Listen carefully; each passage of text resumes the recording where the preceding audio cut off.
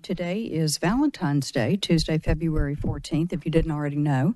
And I'm going to go ahead and read the legal notice. I want to welcome you to the Fair Board meeting. I am Sherry Weiner, the chair. And as information for our audience, if you're not satisfied with the decision made by the Metro Board of Fair Commissioners today, you may appeal the decision by petitioning for a writ of cert with the Davidson County Chancery or Circuit Court. Your appeal must be filed within 60 days of the date of the entry of the board's decision. To ensure that your appeal is filed in a timely manner and that all procedural requirements have been met, please be advised that you should contact your own independent legal counsel. I'm going to go ahead and call the meeting to order and ask for an approval of the minutes from the previous meeting. Madam Chair, I move that we accept the meetings of the prior meeting as received. Thank you, Commissioner Hendricks. And I need a second, please. Well, I'm the only option, so yes, I'll second that. You are the only option, but I will give you time to read them. It's fine. I read them before the meeting, and I will vote yes to approve them. When I call for the vote. All right, go ahead. Is there any discussion, corrections, or additions to the minutes, please? Taking that as a no, all in favor, Commissioner Hartley. Favor, aye. Commissioner Hendricks. And I am an aye, so the motion passes and the minutes are approved. We will now move to public comment time, and I need the list.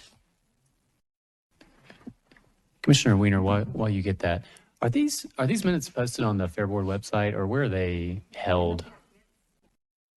So all of the board packet materials are posted on the Fair Board meeting website.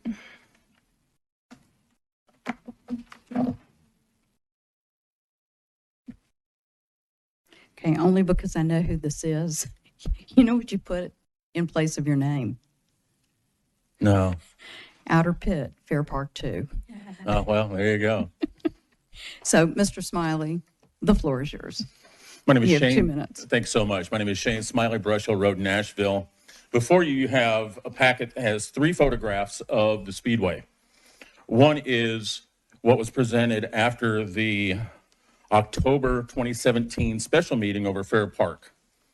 The second one is Fair Park as it was originally proposed and approved July 13th of 2017. And the third is the rendering we have from SMI. What you're going to notice is that that back pit is no longer there. If you go to the paperwork that's of the minutes of that special meeting of October 5th and flip over to the back side, you'll see highlighted where Director Slesser, now Director Womack, pointed out that the pit with the tunnel access for the racetrack would remain. And if you go to the other packet, which is from Metro Government, go to the second page, it says the variance for Fair Park. This variance will expire on July 6, 2018. The variance is valid only so long as the plan presented to Stormwater Committee does not change. And then they repeated, the variance is valid only so long as the plan presented to Stormwater Management Committee does not change. Well, obviously from the maps, you can see that this facility has changed greatly since that time frame. So I would argue that the variance for Fair Park Phase 2 is null and void. We were promised as a race community in 2017 when the argument over Fair Park and the argument over this very facility was taking place that the back pit and the tunnel were safe and would remain. We over years have had events that have dropped down in the number of events, the number of testing dates. We're down to a bare minimum. Any reduction in parking, any reduction in the ability to put cars on the facility is only going to serve to continue to harm local racing. Thank you so much. Thanks so much. I appreciate your time. And next up, I'm so sorry, I cannot read it. Last name is Byrne. It's Killian. Okay, great. Come on up and share with us. So I wrote a few things down. Obviously, my name's Killian. I live in the Berry Hill area. I just wanted to speak to you guys today to voice my support to the renovations of the Speedway at the fairgrounds. I believe the additional parking will be a huge help to everyone who lives in my neighborhood and will help cut down on all the street parking. I honestly do not see any cons to this development and think it will be bringing nothing but good to our community. I also currently have been impacted by the sound in the past, and I'm excited for a decrease in that. I'm happy with the promises of sound reduction and know there will be a positive impact for everyone who lives in the area. I hope that you vote to approve this agreement. Thank you. Thank you. Andrea? I'm just here to ask you, first I have a question. Have any of you been out here in somebody's house during race day for a site visit? This is an opportunity for you to share with us. Okay, I just wanted to I tried to contact all of you on phone, but for a few days, nobody answers their phone. But I was told that nobody really on the staff has been here on race day visiting somebody's home. It's one thing to visit race day when you're a racer with earplugs and you're involved in racing, but it's one thing to just try to live your life in the neighborhood. I just want to remind you guys of that it's so important for a site visit before you make such an important decision on our neighborhood and surrounding area. I'm not opposed to racing. I like racing, but when I lived in Sonoma, it was 30 miles out. The other thing I want to put the bug in your ear is that you have to remember we have a racetrack out in Lebanon. All the racers that come up here and say they love racing and they want to see it happen, well, they have a racetrack. So I don't think we should just be trying to accommodate a few racers that have a hobby. It's not fair for the thousands that live around here. There's a racetrack. It's going to be competition monetarily. You have to remember that I feel like we're trying to fulfill Jerry Caldwell's dream of having his hands in Nashville because he wasn't able to get his hands over in Lebanon, but there is NASCAR there. Y'all are aware of that. So that's pretty much what I want to say is that just it's such an important decision. Don't look at just the monetary thing. It's Nashville.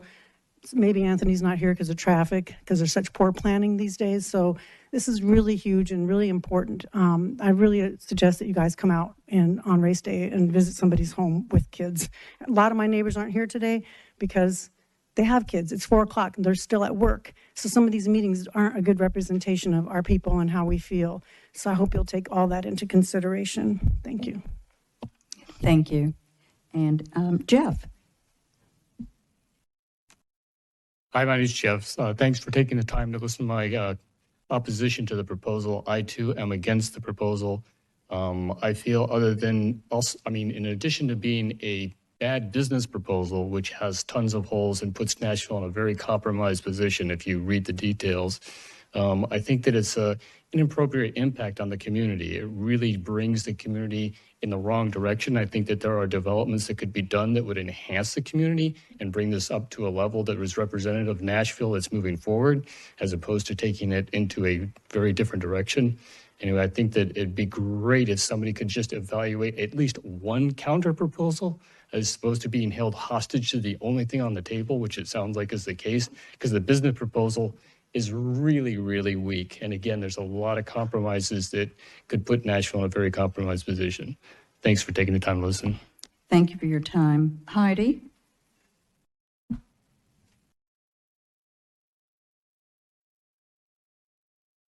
I timed it.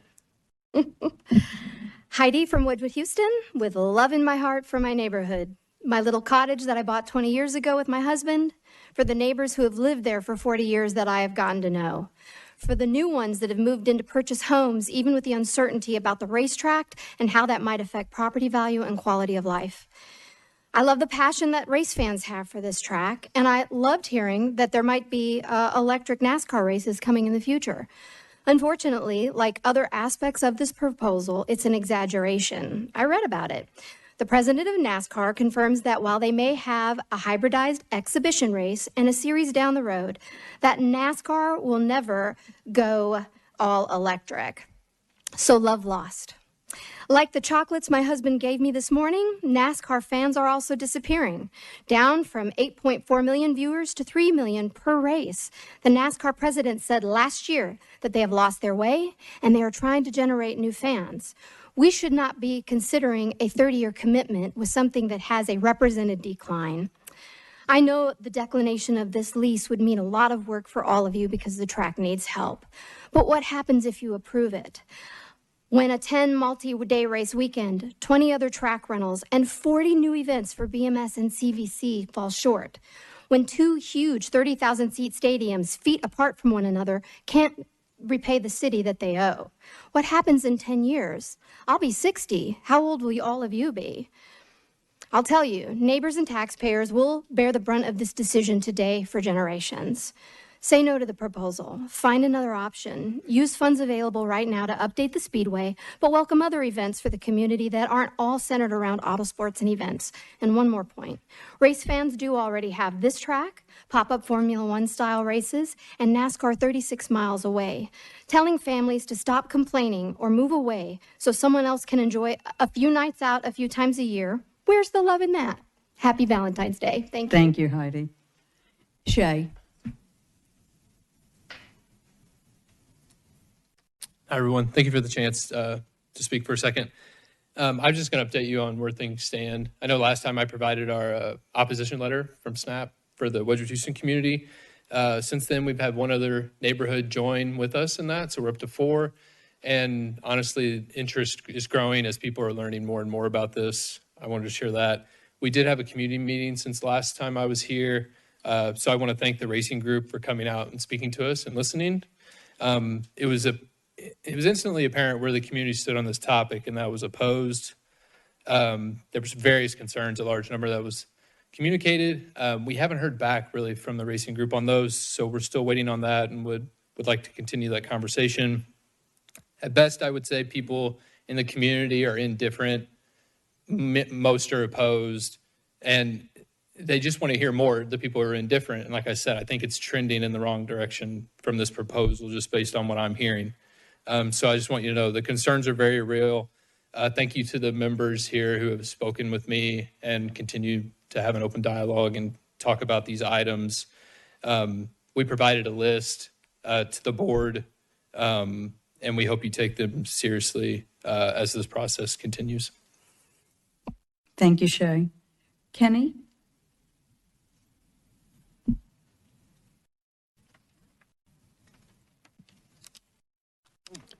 Hello, my name's Kenny Vidito. I'm a lifelong Davidson County resident, and I'm for the racetrack. I do feel for the folks that live around here, and I would hope that the SMI proposal in Bristol would bring something that would offer them a better chance for noise reduction than keeping it just local racing would in the future.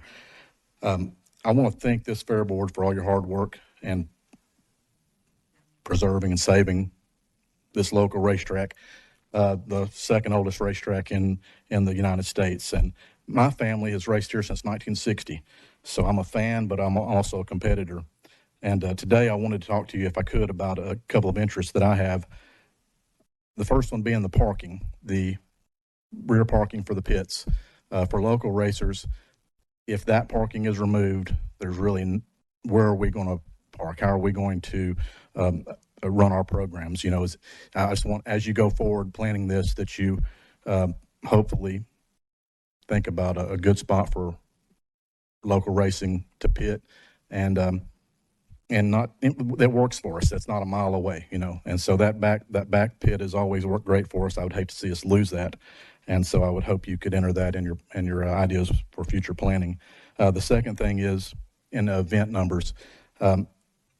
For local racers, we have to get sponsorships, and I would like to think that we could get 10 local events.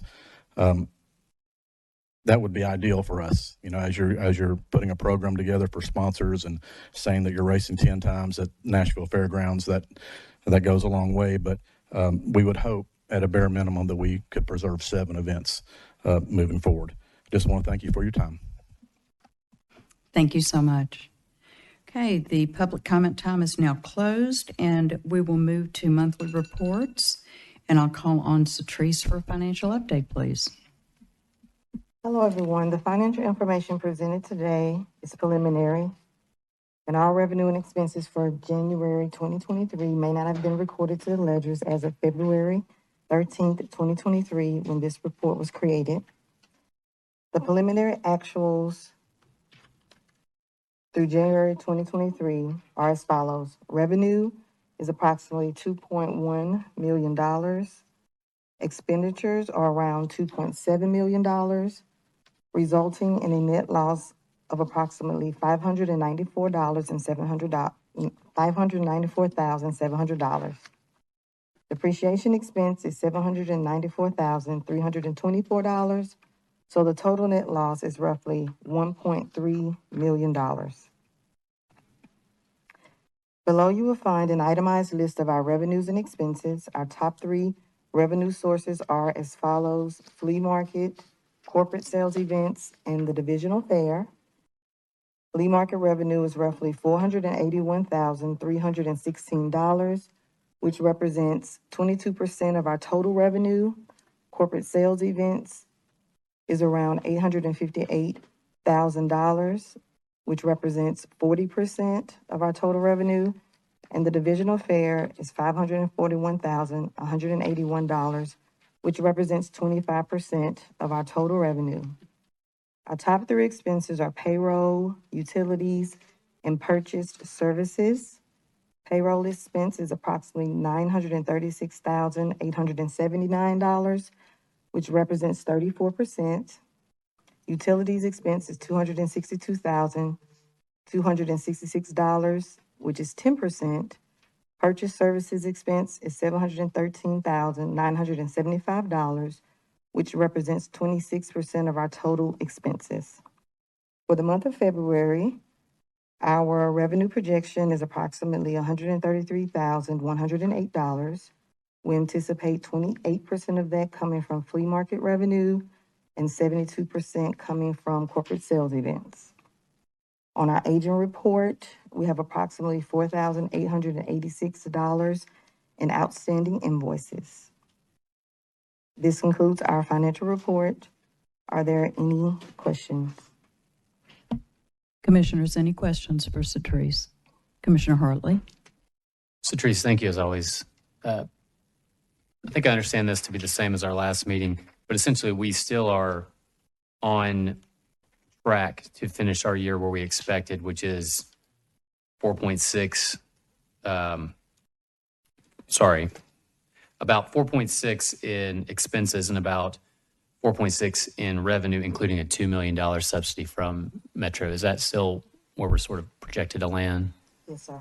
Okay. I mean, I think the same, it's the upshot of what we always need to be thinking about. And I know Laura's going to talk to us about some great ideas about expenses, fees later, but I mean, we're still operating $2 million at a loss, which is, 40, we're basically, we're making 60 cents on the dollar. So we need to really just think about ways to close that. And I know you've got some good ideas, Laura, so I just wanted, or Director Womack, so I'd like to continue to stress that closing that gap is something we need to figure out. Any other commissioners with comments? Seeing none, we'll move to the event update. Director? Okay. So you have in your packets a February and March draft event calendar. What we've attempted to do in reaching out to our campus partners, per Commissioner Hartley's request, we have some road closures on there as we enter into soccer season. So you'll see those. There's also a temporary one, and I will update this for the community as well as we move forward, that if there are any lane restrictions on Wedgwood, sometimes with larger events, we may have to get semis towards Expo 3 to load. Like for instance, we had for a short time parking to unload hot tubs for this weekend because we had a big hot tub show at the fairgrounds that needed to load in on Expo 3. So we will add those on there, and then certainly we can update NIAC when we meet in our monthly meetings to get the word out to the community about road closures, but you'll see that Craighead Street from Bransford to Nolensville, Wedgwood from Rains to Craighead, Bransford from Wedgwood to the intersection of Craighead and Benton Avenue from Bransford to Wedgwood will all have some sort of closure as it relates to ingress and egress for soccer games. Any questions for Director Womack? Director Womack, thank you for this. So I think I understand in February, the 19th and 25th, and then March, the 11th and 25th, as well as the 30th and April 1st, those are the only days the community should expect road closures on the campus. Is that right? For right now, yes. The only thing I am checking on is potentially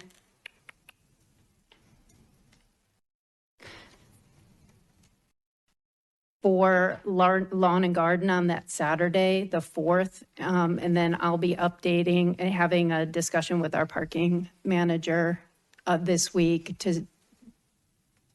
we've got a meeting with the event promoter on Thursday.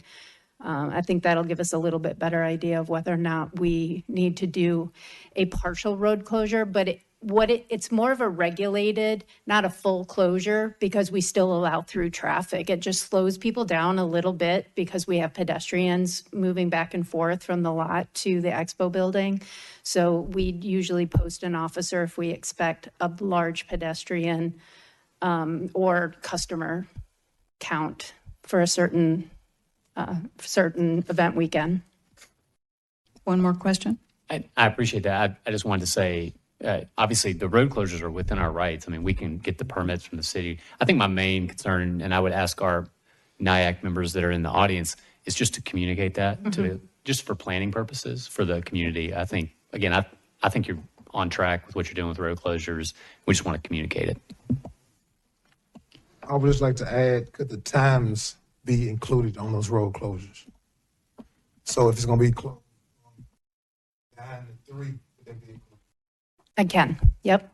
And just to clarify on that, when we say Craighead from Bransford to Nolensville, are we saying that Craighead will be shut down both directions or just limited? My understanding, and I don't think anybody's here from soccer. I'll clarify that with soccer, but my understanding it would be partial, more of a lane closure than a full road closure. Yeah, and I think that's where it would be helpful. Just to facilitate ingress and egress. Because I'm assuming that, that's a pretty hard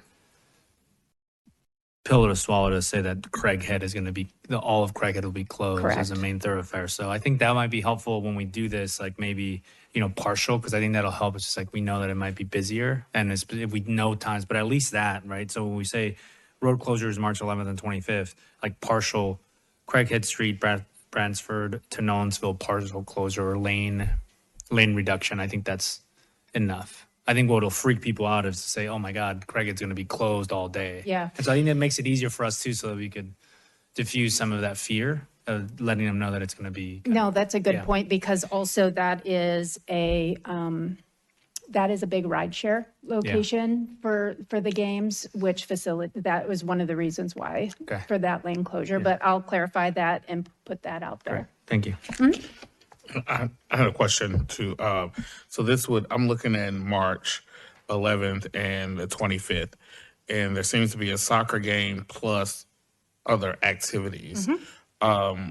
Do we have a sort of parking and transportation plan? Like how do you, because I'm assuming 20,000 plus people for soccer and then a couple more thousand people for the flea market. What does that parking look like? So we have designated areas. So we've met and talked about those weekends where we have events. Usually our events end around 4 or 5, depending on the event, and the game starts at 7:30. So there is a transition there. Generally, they open lots 4 hours ahead of time, and our events have a tendency to lighten up as you get toward closing time. So we work together to kind of adjust, to coordinate when lots are open to make sure that our events are, able to happen and have enough parking. And then we just split the lots and designate certain parking. We'll have electronic signage to direct people to the appropriate lots, as well as staff to help direct traffic. Thank you so much. That was really good input, and I think that'll be helpful for the community. We're going to move to Executive Director's report, and I will turn the floor back over to Director Womack.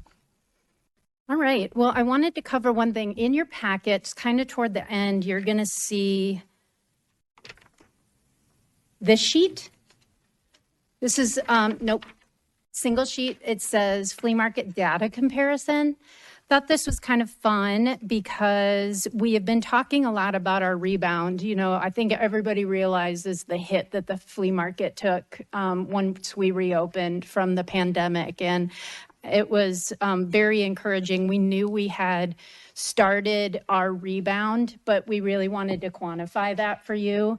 And you had asked some questions a while back to see these numbers. So we did a data comparison the same point in time. So July is our first month of our fiscal year for those of you in the audience. So it would be July to January. Actuals from July of 2021 to January of 2022 compared with last July to this January last month. So as you can see that we've had a remarkable improvement from total revenue, and things that are included in the flea market revenue is booth rent, equipment rental like tables and chairs, parking, and food and beverage commission. And the highest was in August of this past year. We increased our total revenue by 277%. This past January, we increased it by 250%. Our number of rented booths has gone up dramatically as well. This past January, this last month, we increased our booth rental by 233% over this time last year. Our number of dealers has increased significantly as well. Just pulling the number from this past January compared to last January, we've increased the number of dealers by 210%. And it's really encouraging that since August of 2022, we've seen and recruited 308 new dealers, which is fantastic. So, that is a big number, but we're working really hard for retention as well. So one of the things that we have been doing, I'm due for another one, but we sent out a survey to our flea market vendors just to ask what their plans were for retention purposes and are they planning on coming back. And we had a really high percentage of those who responded indicated that they certainly would come back and keep coming to the market. So we're doing, the numbers certainly have proved that, we're on that upward trend, we're rebounding. There's still a lot of work to do because we're still behind, compared to our 18 and 19 numbers, but we're definitely in the midst of a good rebound. Commissioners have any questions? I have a question. Yes, Commissioner Hendricks. Of the vendors that we have and of this data, how much of that can be attributed to the vendor rent relief program? How many of these people have received free rent? So of the 308, not all of them have applied for rent relief. So we pulled that. We didn't do that comparison yet of how many new vendors applied for rent relief. We know it's not 100%, but it's a really high percentage. So I do think it absolutely played a role in it. When we do our next survey, I think that is something we're going to try to capture in addition to the questions that we've already asked and presented to you. I believe we presented that to you a couple months ago when we surveyed the flea market vendors regarding the rent relief. I think it might, a good question to add would be, why did you decide to join the flea market? And then we can get a good idea, was it the rent relief or was it something else? And let them identify that reason. Okay, but of the totals that we have here, do we know how much of that came from this pot of money and where we stand right now with the rent relief? Like out of the $1 million that we started off, how much has been spent yet? Yes, we just calculated that. So if I recall, it was approximately 360,000 if we continue at the pace that we're going now for the duration of the program. So it's almost 40% of what we were awarded. And I'll put it this way, we are pursuing all opportunities to expand that program. So stay tuned. Commissioner Avila? Yeah, so thank you, Director Womack. This is really helpful. I think one of the other items, I'm assuming if we look at our overall revenue for this fiscal year, that this Food and Beverage Commission, if we were to just look at every month, we're looking at about 7 to 8% of this total revenue can be attributed to food and beverage. I'm sure that it goes up and down, but we're talking about a 7-8% contribution to the overall revenue on a month-to-month basis. Yeah, it averages. So on a big month, we're seeing 6,000 to 8,000, and for our non-peak, we're looking at 3,000 to 4,000 per month of commission. So, yeah, at the high end, 7 to 8% Yeah. of the month's revenue. Okay. Yeah. And when is that contract up again? Spring of 2024, March of 2024. So Okay. we're going to be starting to work on an RFP now. Okay. Give us a Great. year to put one out and Great. get new bids. Thank you. Commissioner Owens? My question is, when did we send the survey out? So we sent it out approximately 3 months after we implemented the ARP, and we're due for another one. So we'll be sending that next one out probably in advance of the February market. So one of the commitments that we made was to do it quarterly. Okay, and this follow-up question is, for November, December, and January, the numbers of dealers are basically the same. Is there a reason why it was a drop of like over 50 from October? October and April are traditionally our largest markets, so you'll always see really large peaks at those 2 times of year. And actually, I'm really encouraged by the winter months because it does have a tendency to fall off because of the cold weather. So sometimes that will impact our outside vendor numbers because it's cold and unpredictable, and a lot of vendors will just take off during the winter months. So I'm really encouraged actually that it was actually as steady as it was it compared to seems pretty steady for those 3 months. Yeah. Yes. Do you have anything else? Oh, Commissioner Hartley. I think this is great, Director Womack. It's really, really good progress. I think I'd support all the commissioners' requests for additional data here. I think this is a really good report that we should look at over time and get that survey out. We might also add columns showing our pre-COVID numbers just to know what the target we're kind of shooting for is. And I think that's really important to remember, like, this is a multi-use campus that's supposed to benefit the historical uses of the fairgrounds and the community. And I think this is a great example of you achieving that. So I just really appreciate this work.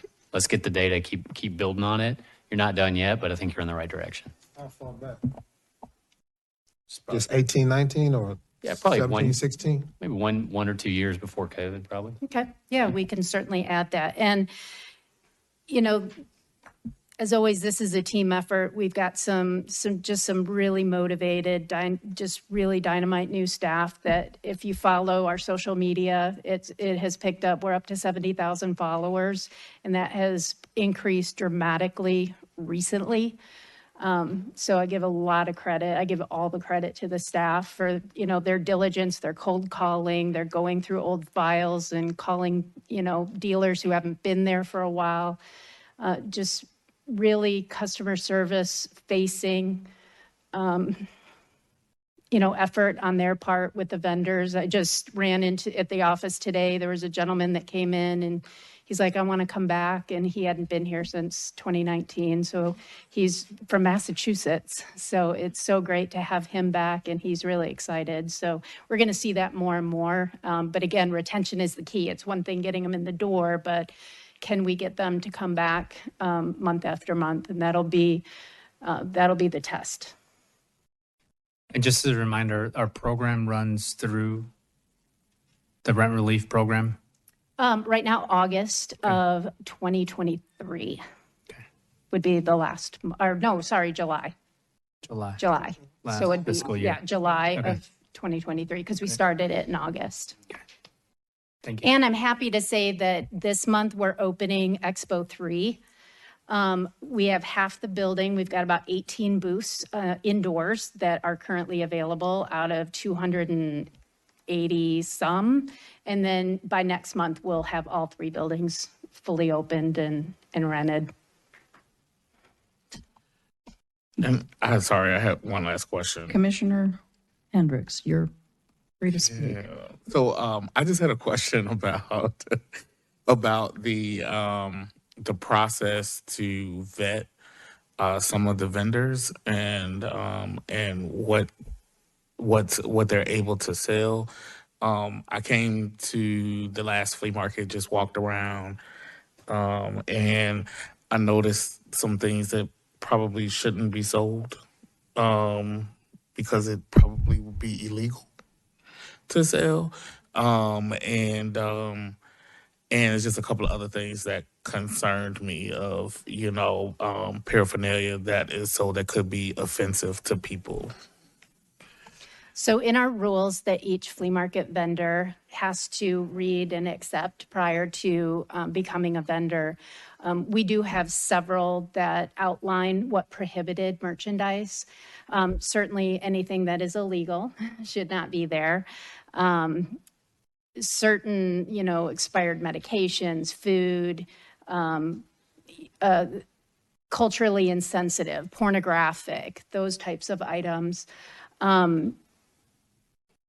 We kind of walk a fine line a little bit on what's considered offensive because we are a government facility. And so we, if it causes or has a potential to cause a disturbance, which is how our rules are written, then we will go and address it with the vendor directly, which we have done and had them remove certain pieces of merchandise. Our staff is responsible for walking around and doing those checks. So certainly if anybody sees anything that is violates any of those rules, certainly let us know and we'll go address it with the vendor directly. Okay, thank you. Director Womack, could we get just circulate a copy of those event policies? That might be good for us all to look at. Sure thing. It's also on our website under the flea market heading, and I'll send you the link. Any other questions, comments? We will move on. We are at the old business now, Fairgrounds Improvement Project, and I will call Mr. Henley.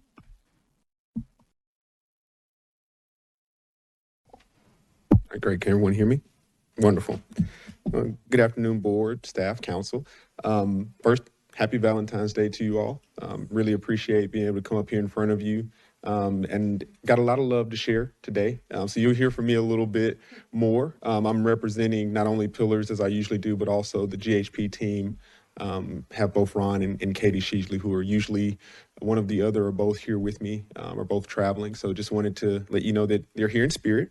But also you're going to hear a little bit more from me because I'm going to carry on some of the tasks and responsibilities they have for sharing some updates on the project. And then also in your packets, this will be your first time seeing a new draft document for a dashboard page related to infrastructure part 2. But I'll get to that. Just wanted to kind of set the tone for my presentation this afternoon. First and foremost, as I like to typically say to you all, the numbers and the figures that I'll be presenting are about 30 to 45 days in arrear. And so, if you walk out on site or you see some activities that are happening, These numbers may not reflect those up to the moment, so give us about 30, 45 days to catch up with that. But I will be talking about some of the current things that are happening out there today. I'll start with the fairgrounds improvement project. So the blue dashboard, as I usually do. Again, you see us walking as fine of a line as we can, right around 99 to 100% complete there. Just want to give a lot of commendations to the fairground staff. When you get to this part of the budget and you're doing FF&E, just the dollars are small. You're doing a lot of cleanup. You're doing a lot of reconciling of things, and so a lot of time is spent on not as many zeros and digits on some of the invoices, but we're doing a really good job keeping things tight there and staying within our budget. So really happy to report that. One of the areas in that budget that has some funding that's remaining is related to the multi-purpose or the maintenance facility. We are working to close that out. Final bills and retainage, kind of the only thing that's really left there. And so you will see the funds that are there. We'll be coming back to you in the future talking about where those funds are allocated. But we've done a really good job of staying within the budget for that project. So happy to report that. And then as you look towards the kind of the full sheet toward the bottom line, about $450,000 left associated with projects on the blue dashboard sheet. So again, that 99%, we've kind of been hovering there for a while, but there's been some movement there. Activity is happening, just smaller spend in that category. Any questions about that one before I move on? Commissioner Hartley. Yeah, I look at this every month and I never ask this question, but since there's so much interest from the community about the Bristol proposal, could you actually give us a little overview of what the grandstands and speedway, we have about, looks like we've got $200K left there. What would that go to? So that allocation was made, those funds were allocated to that area when we were contemplating work that needed to be done for the speedway related to power infrastructure needs to support racing. Those funds have actually been allocated from 4% funds. And so the work is being done. We are managing that. And so that bucket of funding is essentially to cover cost. It may exceed that as we open up things, you always find something new. So it's being reserved there. But we hopefully a large portion of that will remain once that work is complete there. Any other questions? Mr. Henley? You may continue. Thank you very much. The second page dashboard, again, you're very familiar with Fair Park Phase 1, Phase 2. Again, not a lot of movement for Phase 1 funds that are sitting there. Again, want to make sure we're presenting those regularly to keep you informed, but not much activity within that funding bucket. But on Phase 2, we did have some substantial costs as proportionate cost, substantial costs related to the design. Our design team's been working really hard, working to get final documents, specifications to our contractor so that they can price those. So they'll be pushing send on those documents later this month to get to our contractor for pricing. Really looking at getting a lot more activity started on that end of the campus. And so great milestones coming up for us here later this month as we kind of clear that hurdle. And so again, when I come back and you'll start to see some construction there, first month or two I report, you probably won't see dollars moving in that line item. But again, work is happening there. So just wanted to highlight that and excited to be approaching that milestone. Questions on? Any questions? Commissioner Hartley. Thank you. This is more for you, Sherry, and for Director Womack. I mean, most of us are new to the board, and I'm not super familiar with Fair Park Phase 2. Could we get and I don't want to, I know y'all have said some stuff. I just want to get a better grasp of kind of what we can expect to have happen on those parts of the campus. Because I know the general gist of what's going to happen, but I would love to see like a timeline or kind of the general features that are going to be there so I can, kind of share that with the community. Commissioner Hendricks, did you have a question? Okay. Director. Yeah, we'll put that together. Yeah. Absolutely. And again, perfect question, really good timing. What we'll be able to come back to you within, likely by next month or early the following month, will be kind of the imagery, again, because the designs will be completed, and then our contractor will have had a chance to look at scheduling. So it will kind of those two things marrying up there. So I believe that there is a timeline available that was provided to Councilman Sledge. And I think that it'll be pretty easy for us to just grab that and give it to you. mm-hmm. All positive. I mean, this is great. This is really good. So thank you. And you'll also notice within phase 2 that's happening now, if you drive by down Nolensville Pike, there's some construction happening, and that is the new MTA bus station that's going in. And sidewalk, right? And a lot of sidewalk work. In relation to the bus station, yes, we anticipate the sidewalks that NDOT is going to do from Nolensville down Craighead. Hopefully it'll kick off next month. Mm-hmm. Yep. Any other questions at this point? I know you're not asking for design feedback, but if we could not have the chain link razor wire fence, I would prefer to move to the nicer bar iron fence. But that's, I'll leave that in your hands. Yeah. I feel like if that's still there going forward, I might not be as welcome as I've been the past few years. So I understand that. For the record, I just want to say that it sounds like Commissioner Caleb Hemmer is in the room. So, yes, you can take this. Spirit lives on. Yeah, spirit lives on. Indeed. Yeah. I thought it. I don't know if there are other questions related to fair. There are not. You may move on to part 3. So the surprise gift that you all are receiving for Valentine's Day for me is a new dashboard. That dashboard is representative of allocations that were made to the fairgrounds related to infrastructure part 2. And those dollars have been allocated for a while now, but we've reached a point where we need to present those to you because the activity associated with those funds has begun. The Fair Board has entered into a participation agreement, and that participation agreement, some of that work that is in there has started. And as of Monday, so yesterday, Katie Sheasley of GHP and myself were out on site, walking around with a few folks from Market Street and a few folks from RC Matthews, kind of looking at the progress of the work. And so we have received in review our first invoices related to that work. We've yet to formally approve that. We've yet to submit those to the Fair Board. And so there's no dollars, again, present for that work. But we are monitoring that work. We are actively providing our supervision services for that. I'm excited for that work to be underway. If you go out there today, everything that we looked at is pretty much buried. It's been, it's a lot of utility work. That's kind of as far as they've gotten. But in the coming months, you'll start to see that presented here on the dashboard. And of course, you'll be hearing reporting from us about the progress of that work. Commissioner Hartley, do you have any questions? Director. The only thing I will add is at some point, hopefully Ed will present us with a 4th dashboard. So we are,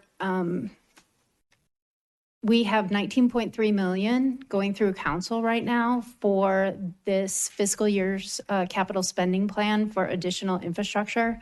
So part of this money is because of the just really impressive inflation that everyone has been experiencing.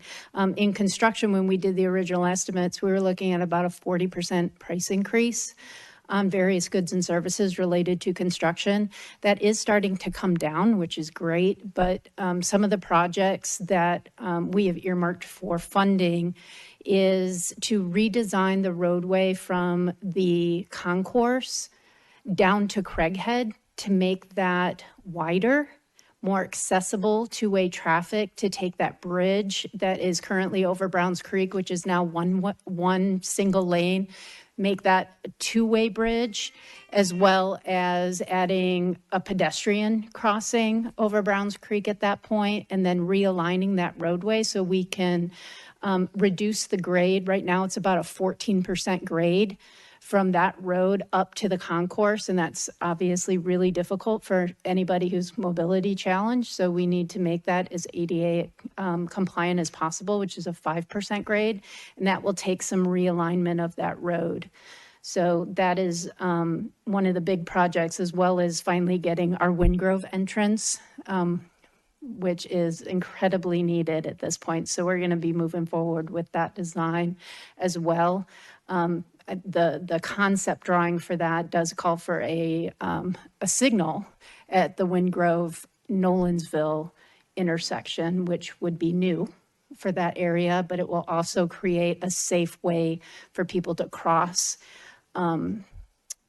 over the greenway that is eventually going to be on the other side of Nolensville Pike from our property. So keep your fingers crossed. We've got our second reading next Tuesday, Monday and Tuesday at council. Commissioner Avila, you looked like you had a question. No? Okay. Any other questions? Do you have mixed use? I do not have mixed use, but I was out there again. Like I said, I mentioned with a few folks from Market Street. They're making some great progress. I don't know if there's somebody here that wants to speak on their behalf, but if there are questions, I'll either take them down so I can get you answers or answer by, I know. Yeah, I don't see anybody from Market Street here. We'll just move on unless somebody has a question. Thank you all. There will be no report from Market Street. We are going to move now to a Bristol Motor Speedway update, and I will call Mr. Kuhn up. Do I need to press? There we go. Thank y'all. I'll be quick because I know we've got a work session dedicated just to this project later in the week, but I did want to provide an update as a follow-up to the update I provided last month on our neighborhood and community meetings that we've had. So since the last Fair Board meeting, we've had 4 community meetings. We've met with SNAP, the Chestnut Hill Neighbors Association, NIAC, and the Belmont Hillsborough neighbors just last night. In addition, going forward in the next couple of weeks, we have 3 scheduled with 12 South Neighborhood Association, Hillsborough West End Neighborhood Association, and a follow-up with the Belmont Hillsborough Neighborhood Association. So we continue to do those meetings, and we'll continue to do them throughout the duration of this consideration and project. Anybody have any questions? I'll just have one. Mr. Kuhn, thank you so much again for undertaking those community meetings. Do you guys have a mechanism, or have you thought through how to sort of take in that feedback and bring it back to sort of improve the deal for all parties, be it, a report out maybe here or another mechanism? So I take notes at all these meetings, and we'll kind of summarize the thoughts that the neighbors had. And then a lot of the questions, it's just kind of a dialogue, a question and answer. And then a lot of the questions, since our last meeting, all of the FAQs have been posted on the Fair Board website. So I direct most of the neighbors to, if they have existing questions, to go view those FAQs on the Fair Board website, because those are pretty comprehensive and helpful. To the extent that there's things that aren't included in that, I have a running list and will correspond with the neighbors accordingly. Thank you so much. Yep. And we will now move to community impact. And I am assuming NIAC's rep will be Mr. Bergeron. Good afternoon, Commissioners. Comments fit quite well to Commissioner Hartley's question. What is next? That was a simple question that was raised by a neighborhood resident at the recent SNAP group meeting that Matthew just spoke of a couple weeks ago. This resident, she asked, what would come next after this meeting? After a meeting where there was a couple hours of skepticism and opposition, but also a lot of real constructive feedback about real provisions and changes that the community thought were necessary as to Bristol's proposal. And this resident asked Matthew, what would Bristol just be checking the box? Would they just say, well, we had the meeting, our job is done? And, you know, at the time, there wasn't much of an answer to it. And we've similarly asked that in the NIAC meetings with Bristol. What's next? You know, what's coming after that? What's the tangible product from a lot of constructive, specific feedback that's being given? And so I'm wondering, you know, is that good enough for you, Fair Board? Is it good enough that they just held the meeting? You know, is it good enough to just have these public comment meetings where comments are limited to 2 minutes and there's not really a back and forth, a constructive dialogue about this proposal? And so, you know, I emailed you all last week and asked, can we have a working session with the community? We've had several with the supporters of this deal. I think the supporters of this deal have been very well represented in their support at these working sessions. Can we have one with neighborhood leaders? Based on some of the comments in the public hearing, can we have a working session with the local racers about how to protect local racing? Because this proposal right now doesn't really protect local racing either. I mean, from being taken away from them later. I think that'd be a great working session too, if you want to be fair. You should do both, sure, and talk about how to protect local racing as well. You know, a lot has happened over the last few weeks that has made that need for a back and forth dialogue a lot more clear. We know now that Mayor Cooper and his administration won't be here very much longer. You know, so at the moment they're pushing forward on a deal that their predecessors wanted no part of. And come October, they're gone, and they're going to sort of wash their hands of it. And, you know, in addition, I have to note that, you know, if the voters see fit, 2 of you commissioners will be on Metro Council very soon, and y'all won't be here either. And so, you know, who's going to be left behind for that implementation, that execution on this really risky proposal? Well, who's going to still be here is us, the community. We're going to be here fighting to hold Bristol accountable for all the promises that they're making verbally, but that they're not putting into the contracts. And it just doesn't have to be that way. And so again, I would just urge you all to change course and schedule some working sessions with some other groups. You know, the East Bank Stadium Committee did that. They held, when they had a session on community benefits, they had different viewpoints to talk and answer questions and had that dialogue. I think that'd be a great idea here. I do want to call your attention to one specific item that's come up at a number of community meetings recently, and it's included in the updated memo I recently submitted to y'all, and that's about penalties. You know, I think the community really, at a baseline, doesn't feel that there's enough community protections in this deal, but to start with. But there's also no true way to hold Bristol accountable for the few community protections that are currently there. Because the fact of the matter is, once this deal is approved, we're stuck with Bristol.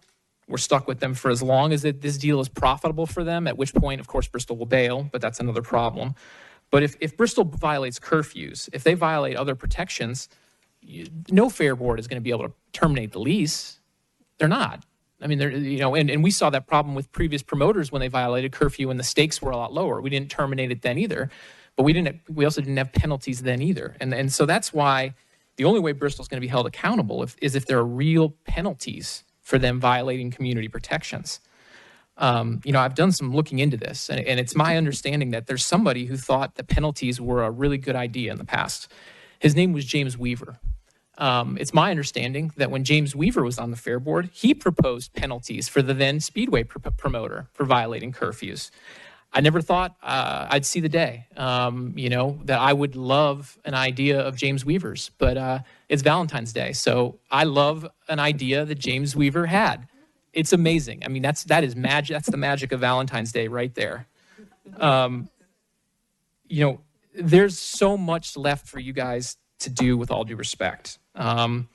You know, and there are fixes, and the dialogue and a back and forth can find those fixes to make the deal happen, not stop the deal, even though the community is overwhelmingly opposed to it. There are fixes here. And, you know, myself, NIAC, the community, we're waiting to have that dialogue. We're desperate to have that dialogue. We're feeling demoralized by the drumbeat of this proposal and the misinformation Bristol is spreading. And we'd love to have a back and forth on how to fix it. If you want to talk penalties right now, I'm right here. Let's talk about it. If you want to talk about any other item in those 12 things I submitted to you last week about reasonable fixes to make this deal better, let's talk about it right now. Let's talk about it tomorrow. Let's talk about it, I mean, whenever you want. Let's have a dialogue, guys. That's all we're asking for. Does anyone want to talk right now? Anybody want to talk about that? I'd love to. Okay, not right now, maybe later. Thank you for your time. Thank you. And please excuse my departure. I have another commitment at 5:30. I just wanted to apologize for leaving immediately. Thank you. Thank you. Okay, we will now move to new business, and we will do the fiscal. Sorry, before we go into new business, there are a couple of things. One is I don't think we've received any kind of update from Nashville Soccer Club, and I know that soccer season starts before our next meeting. So, do we plan to have an update from them? We will get with Ms. Kabara, and we will get a written update that will be distributed to all the members. For whatever reason, she's not here today. Okay, 'cause I know it's been a couple of meetings, but I had to go to the Sports Authority meeting to find out what they are planning for the year, which I don't understand.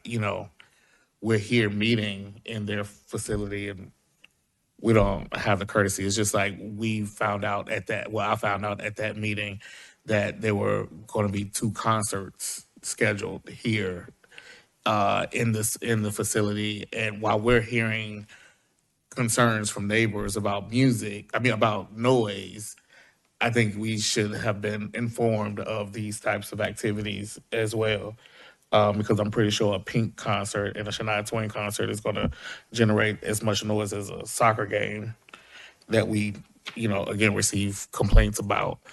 And I think that that's one of the areas of transparency that causes concerns from the community members, is because we tend to deliberate on these types of agreements, but there is no enforcement. There is no mechanism for complete transparency as to the number and types of events that are being held on this property. And so I think if we're having these conversations about concerns of noise with Bristol that racing has, we need to hold them, the soccer club, to the same standards as well going forward. Yeah, sure. Could I add one thing to that comment? Which Yes. Would it be possible to circulate, in addition to asking for a representative to come and give an overview, which I think is absolutely appropriate before their season? I completely agree, and I think that's a great idea, Commissioner Hendricks. Could we also just get a copy of the NSC lease? You probably sent it to me, or it may be available, but I'd love to just read it and see what the real enforcement penalties are and what the opportunities we have are in that document. I don't think that's obviously not everything. I think we should absolutely have them be here and talk to them and have a dialogue. But that was one more thing I think would be a good add. Yeah, and there's a lease on the website, but it's not a signed lease, so we don't know if that's the actual final copy that everybody agreed to. And then I actually wanted to address some of the comments that were made, if I could, by the previous presenter. And it's only because I think, to be fair, it should be acknowledged that every meeting that we have, the public, everybody, every person of the public has the opportunity to make comments and to share their feelings. I don't know about you all, but I've received several emails from various members of the community who are for and against, that have made their suggestions to us or to me as a Fair Board member as to what they would like to see in the lease agreement. But I'm a little disturbed that we keep getting blamed for not having a open process when it's been a year that I have received the agreement that was made available to the public, and we have had at least 10 meetings as a fair board. We've had public hearings. We've had a public hearing, and we've had public work sessions that we did not limit who could speak at any of the meeting. Anyone could have made comment. So I just think that I just wanted to clear that for the record, and everyone that is here, that everyone has the opportunity to share your ideas. And you've shared your ideas, you've shared your concerns, and just trust that the way that this process, I know it may not be a clear process, but we have the opportunity to make amendments to the lease that I believe will be made available to the public once it is time to do so. So just don't think that we're listening or just sitting here listening, to your concerns and doing nothing about it. I think it's fair to say that we're trying to figure out how we all can play in this sandbox that belongs to everyone in the community, not just those who are for and not just for those who are against. What racing should look like.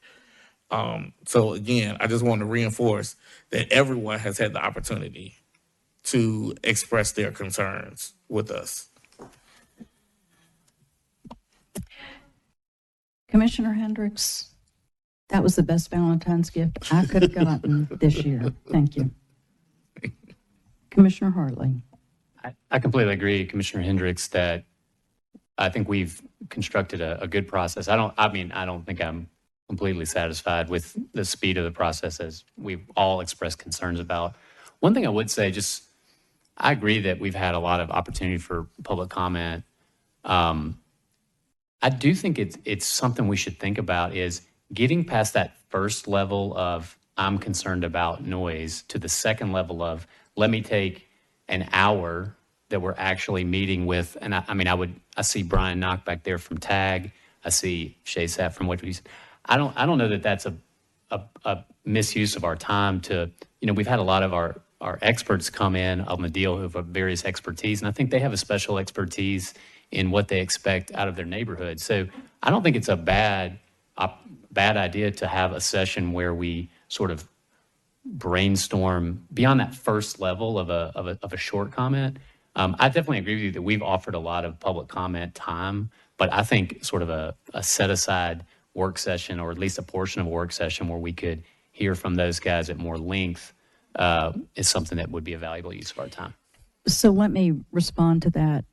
It's really difficult at this juncture to have a conversation specifically, and I'm going to use the example of noise, because I just finished my last conversation with Jack Wrightson and Laura today to try to get our proposal laid out the way it should be so that we make sure we protect the neighborhood.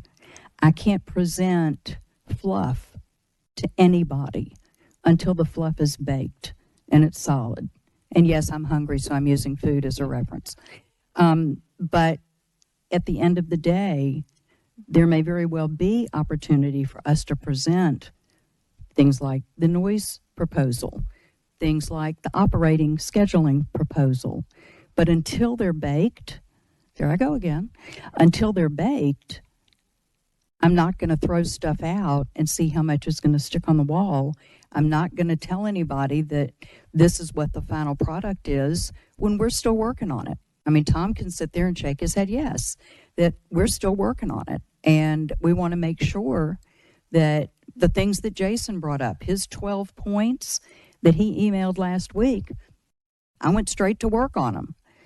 But I'm not going to stand up and pronounce that these are the specific things I'm working on, because it's like a juggler. And how many plates can you juggle at one time and get everything right?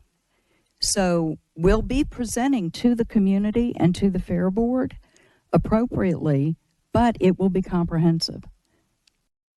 Oh, I'm certainly supportive of that. Chairperson Weiner, and I'm not suggesting any particular timeline. All I'm saying is, I think I'm in agreement with you. Like, once we get full sets of documents back and then we want to start a deliberative process at that time, that makes sense to me.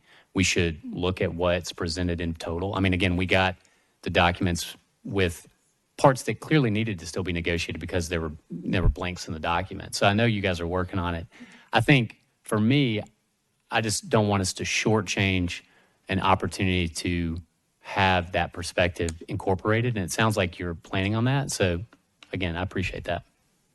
Yeah, and I just would like to say, and I think Chairwoman Weiner, I think that's what I was trying to say was that I think some people may not agree with the process in which, and I think that's what the frustration is because you're no longer in the kitchen cooking. You're having to watch it, and you may not understand all of the pieces that all the things that are happening there, and so you become frustrated, and you say that no one is communicating with you, no one is sharing. When that's not the case. We heard you.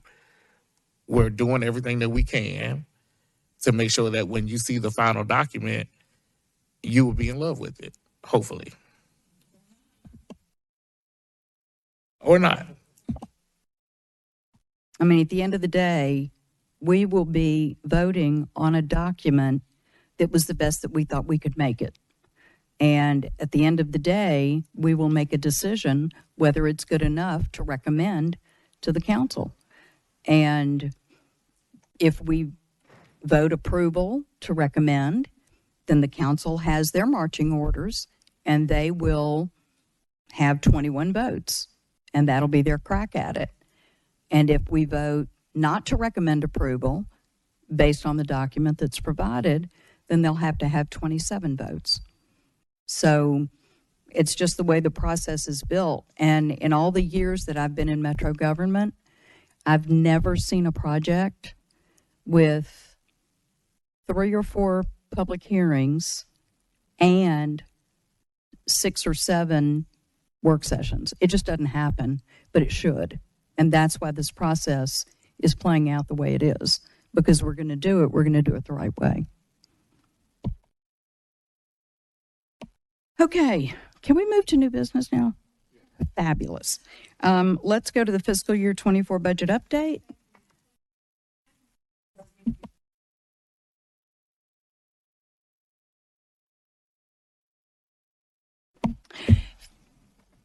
Director Womack, you going to do it or is No, I'm Therese? deferring to our expert. Expert.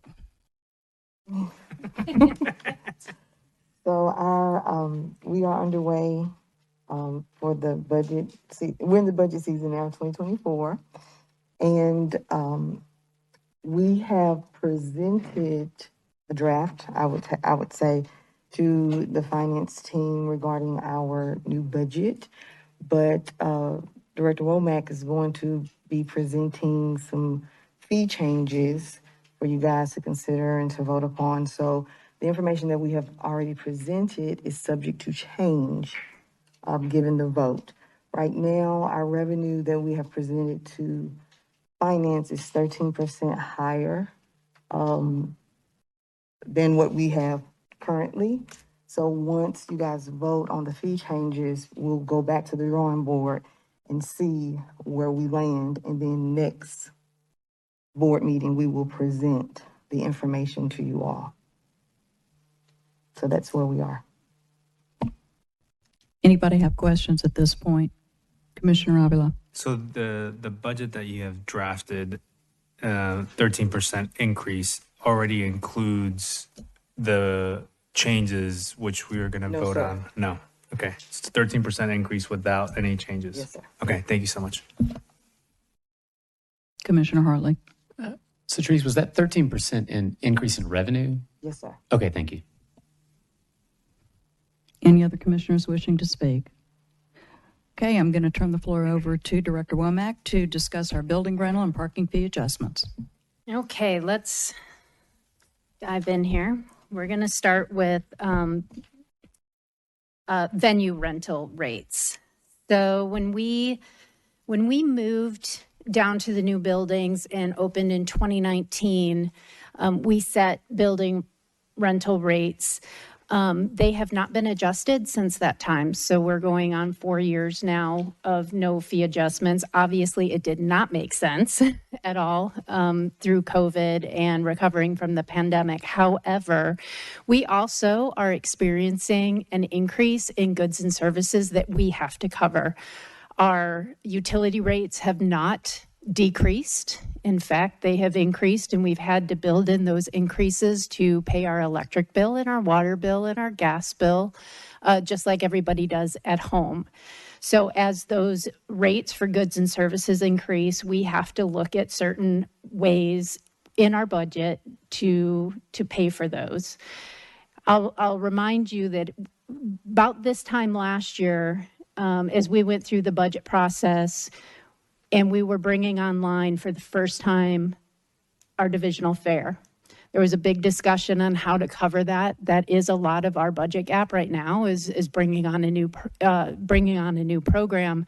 But we had identified 6 points that we wanted to focus on this fiscal year to help reduce that gap. And I want to remind you of those because it feeds into this conversation that we're going to have right now about fees. One was vendor recruitment. As you can see by the numbers that we've presented, I think we've really kind of hit the ball out of the park on that one. We're doing really well, recognizing we have more to go to get back to those pre-pandemic levels. Recruitment of regional and national shows. I will tell you, I don't know what the percentage is, but of that 13% increase in revenue, 2 sources, flea market and corporate sales. Corporate sales is really booming. We've had more and more referrals and leads coming in. We just hosted a brand new event this past weekend, which was amazing. And, you know, they want to return. So, I mean, we're doing really well there. Certainly, we've launched the Nashville Fair. It was our first year, so we needed some time to evaluate, you know, revenue and expenses with that. We've made some adjustments to both of those from the fair perspective. In this budget, we do anticipate an increase in revenue and a decrease in expenses. And then determining a path forward for the Speedway. Obviously, we're in that process right now. One way or another, we have to determine a solid path forward for the Speedway. We also did a huge staff focus. We looked at our structure this last fiscal year. We also did some equity pay adjustments, not just internally, but you may remember that administration had proposed a minimum of $18 minimum wage for certain job classifications that we have at the fairgrounds. So we made adjustments accordingly. And then the last item was fees. So just like your home, we have 2 opportunities to reduce a budget gap, right? We can either reduce expenses or we can raise revenue. So we, of course, look at both.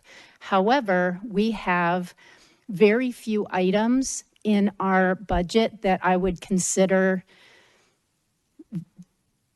variable, things that maybe are not needed.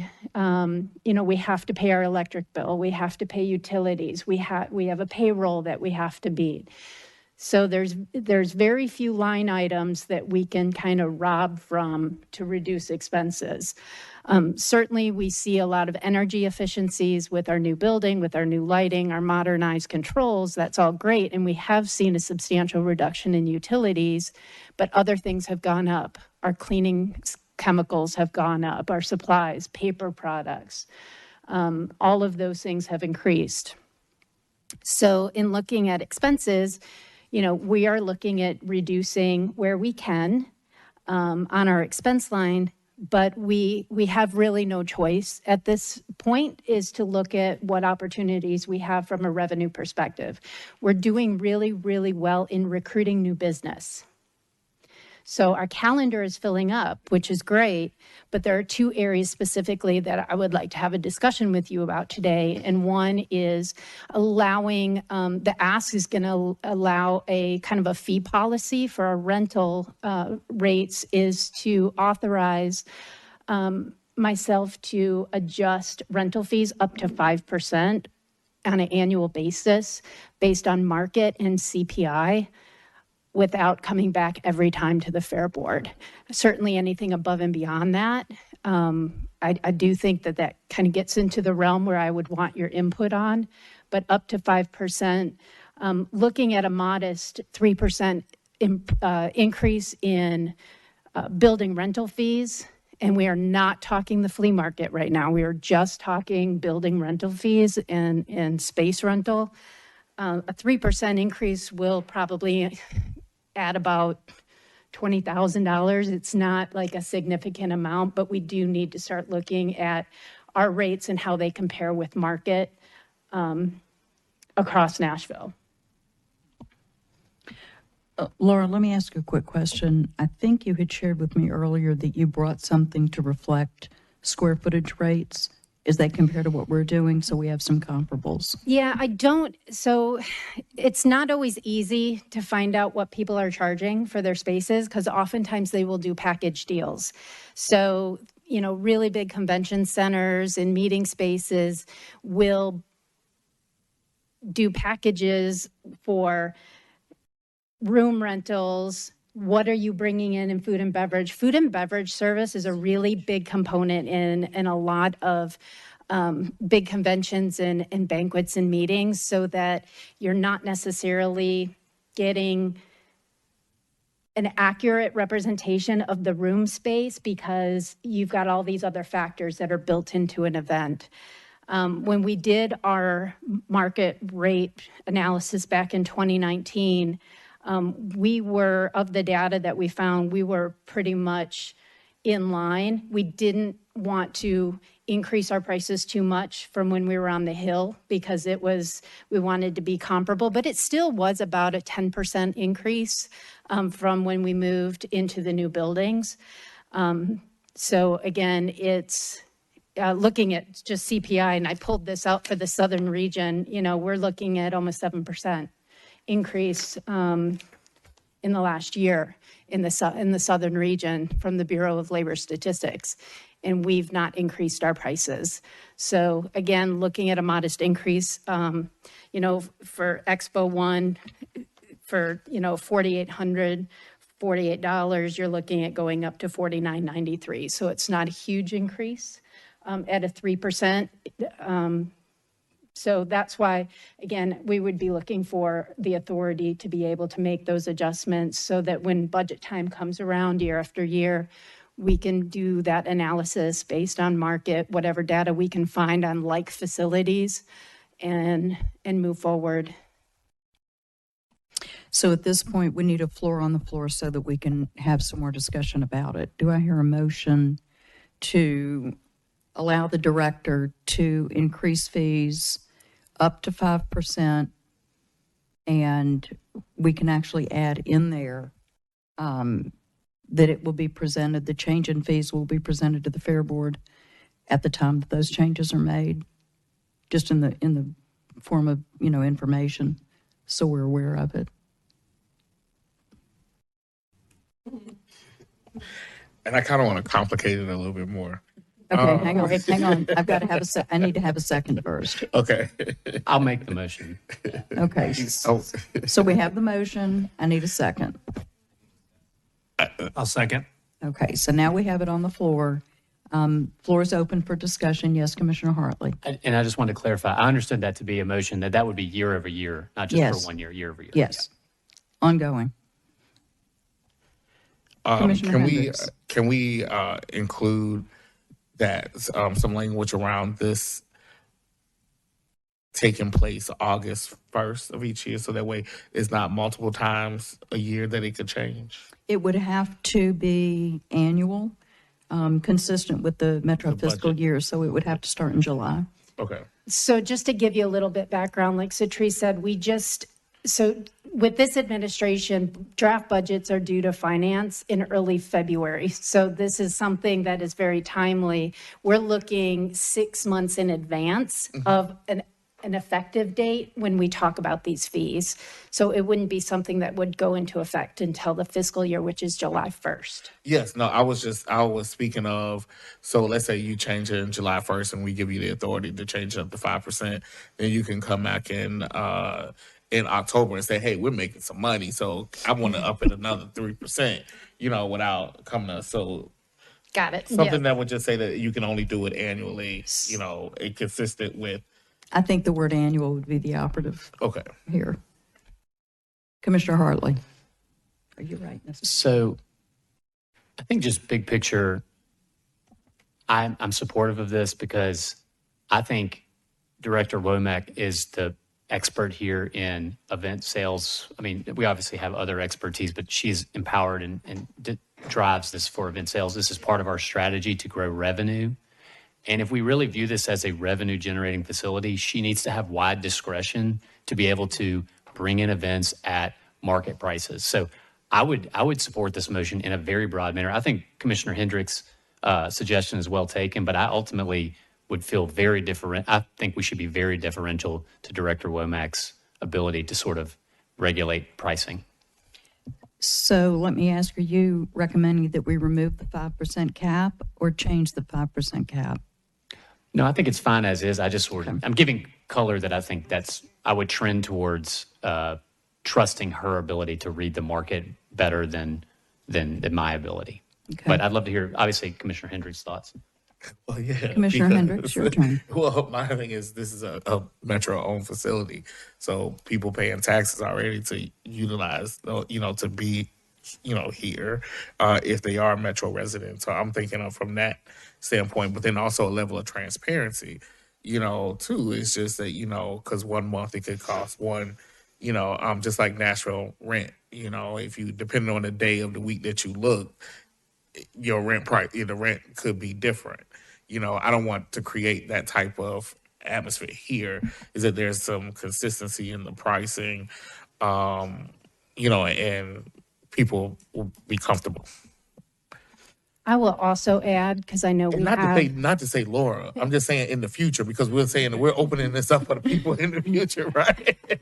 so it's, who comes after her too, that it's, No, I appreciate that. But I do want to also make a mention from our client's perspective, and we do have a client here, is they make plans almost a year out, 9-12 months out. So having this information in a timely manner and not having, tremendous fluctuations too close is not good for our clients. So, I'll give Christmas Village, they're already working on contracts for next November, this coming up November with their merchants, and our fees directly impact their contracting ability with their vendors. So we have to keep that in perspective and make sure that we are not surprising them, number one, and giving them adequate notice so that it's not a sudden change that they would have to absorb, because they can't,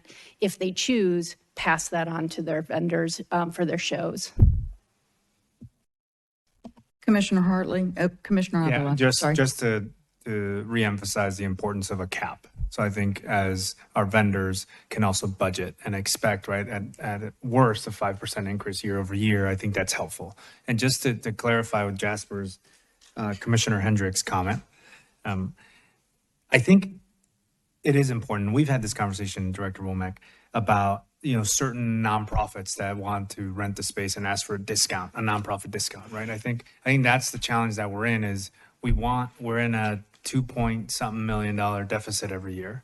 We have to make sure that we understand that we have to, at a bare minimum, break even here. And so I think at least that we continue to discuss that this is Metro facility. At the same time, we're competing in a market where you have other facilities in the city that might be priced higher. I think it's a really interesting balancing act. And to Commissioner Hartley's point, we leave that to you to make those decisions. So I think I'm very comfortable with the 5% cap, the freedom for you to make those decisions because you're in the market every day. And I think at any point when and if that needs to change, increase for whatever matter. I think the importance of bringing that back and saying, hey, we got to be thoughtful about what kind of events we're holding that are not actually responding to the interests or the needs of our community. And so. Any other commissioners wanting to speak? Okay, we need to reread the motion as written. Did you write it down? I think I can, although correct me if I get this wrong. So as I understand it, the motion was for, to give the executive director discretion up to 5% to adjust the building rental and parking fees. Just building rent. Oh, just building rent, sorry. Up to 5% based on market research and CPI without having to go to the board. And do it annually. Annually. And do it annually, that is included? Yeah, as long as we get annual in there. Okay, so we've already got the motion on the floor, so I just need to take a vote. Commissioner Owens. Approve. Commissioner Hartley. Aye. Commissioner Hendricks. Aye. Commissioner Avila. Aye. And I am an aye, so it passes. And we'll move to the next topic, which is parking fees.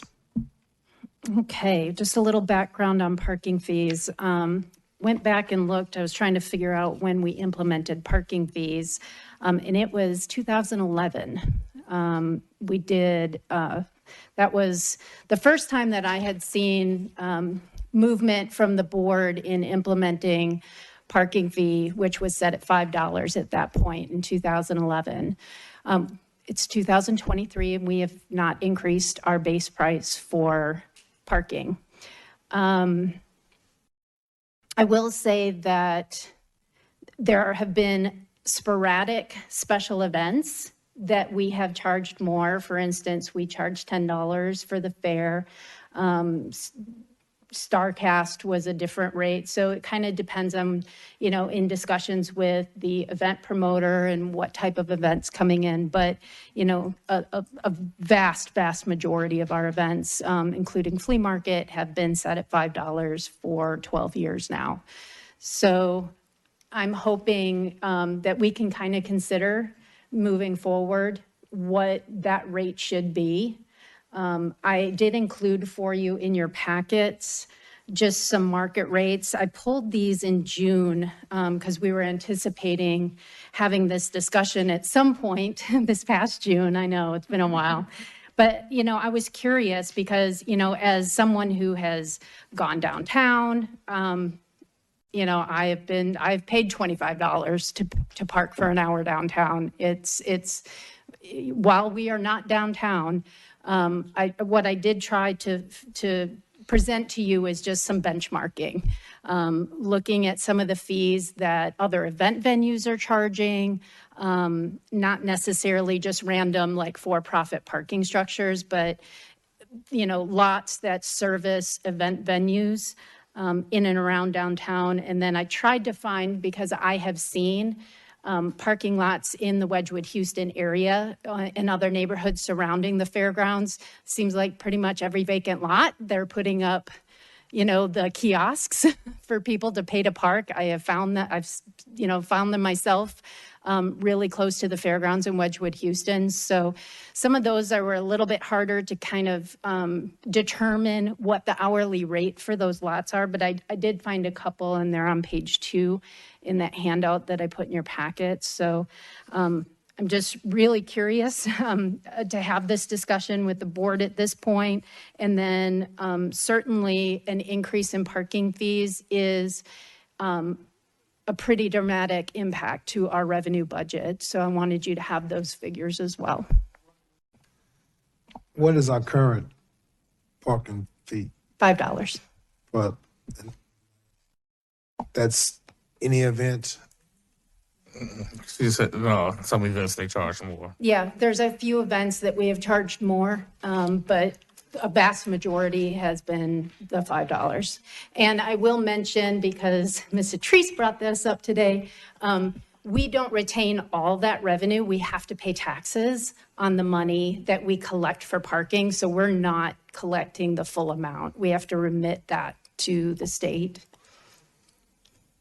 But if there's not an event, parking is free out here, right? Yeah.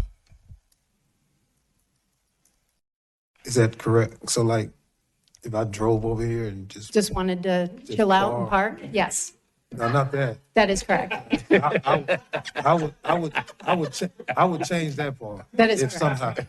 I don't know how we could do it, but if we could change that part to make some revenue come to the fairgrounds, I would do that.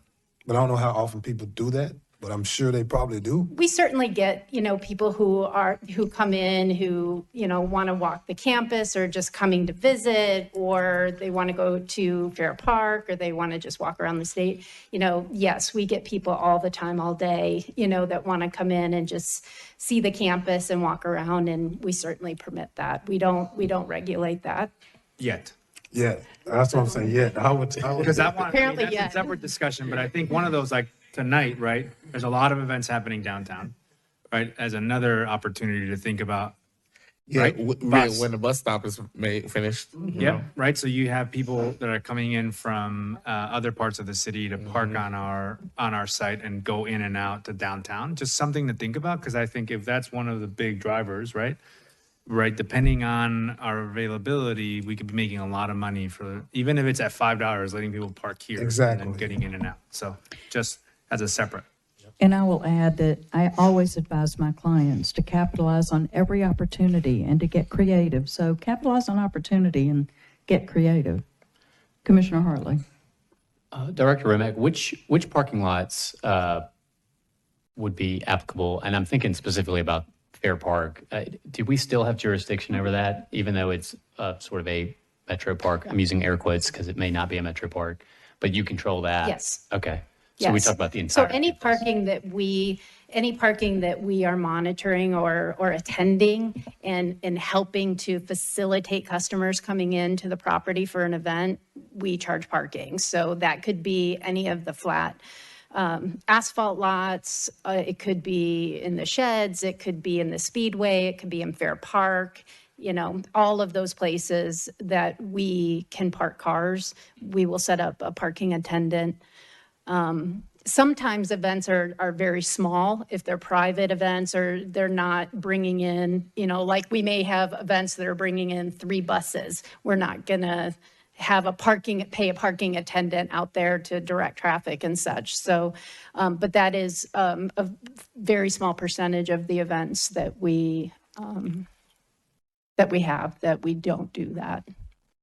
And your specific proposal, from your email, you didn't say this yet, but just to get to the motion we need to make, is to phase parking from $5 today to $10 in a year or two? I leave that up. I leave direction? that up to this discussion. I really have that kind of open here. I understand and fully from, again, our client's perspective, because this impacts the customers that come to their show. So that is a really important thing to consider, and we understand that. And is there a revenue share? There are times where we do have a revenue share with a vendor for parking. It may be, but it's a very rare. It's a very specialized event that we may do that. It's probably happened 2-3 times since I've been here.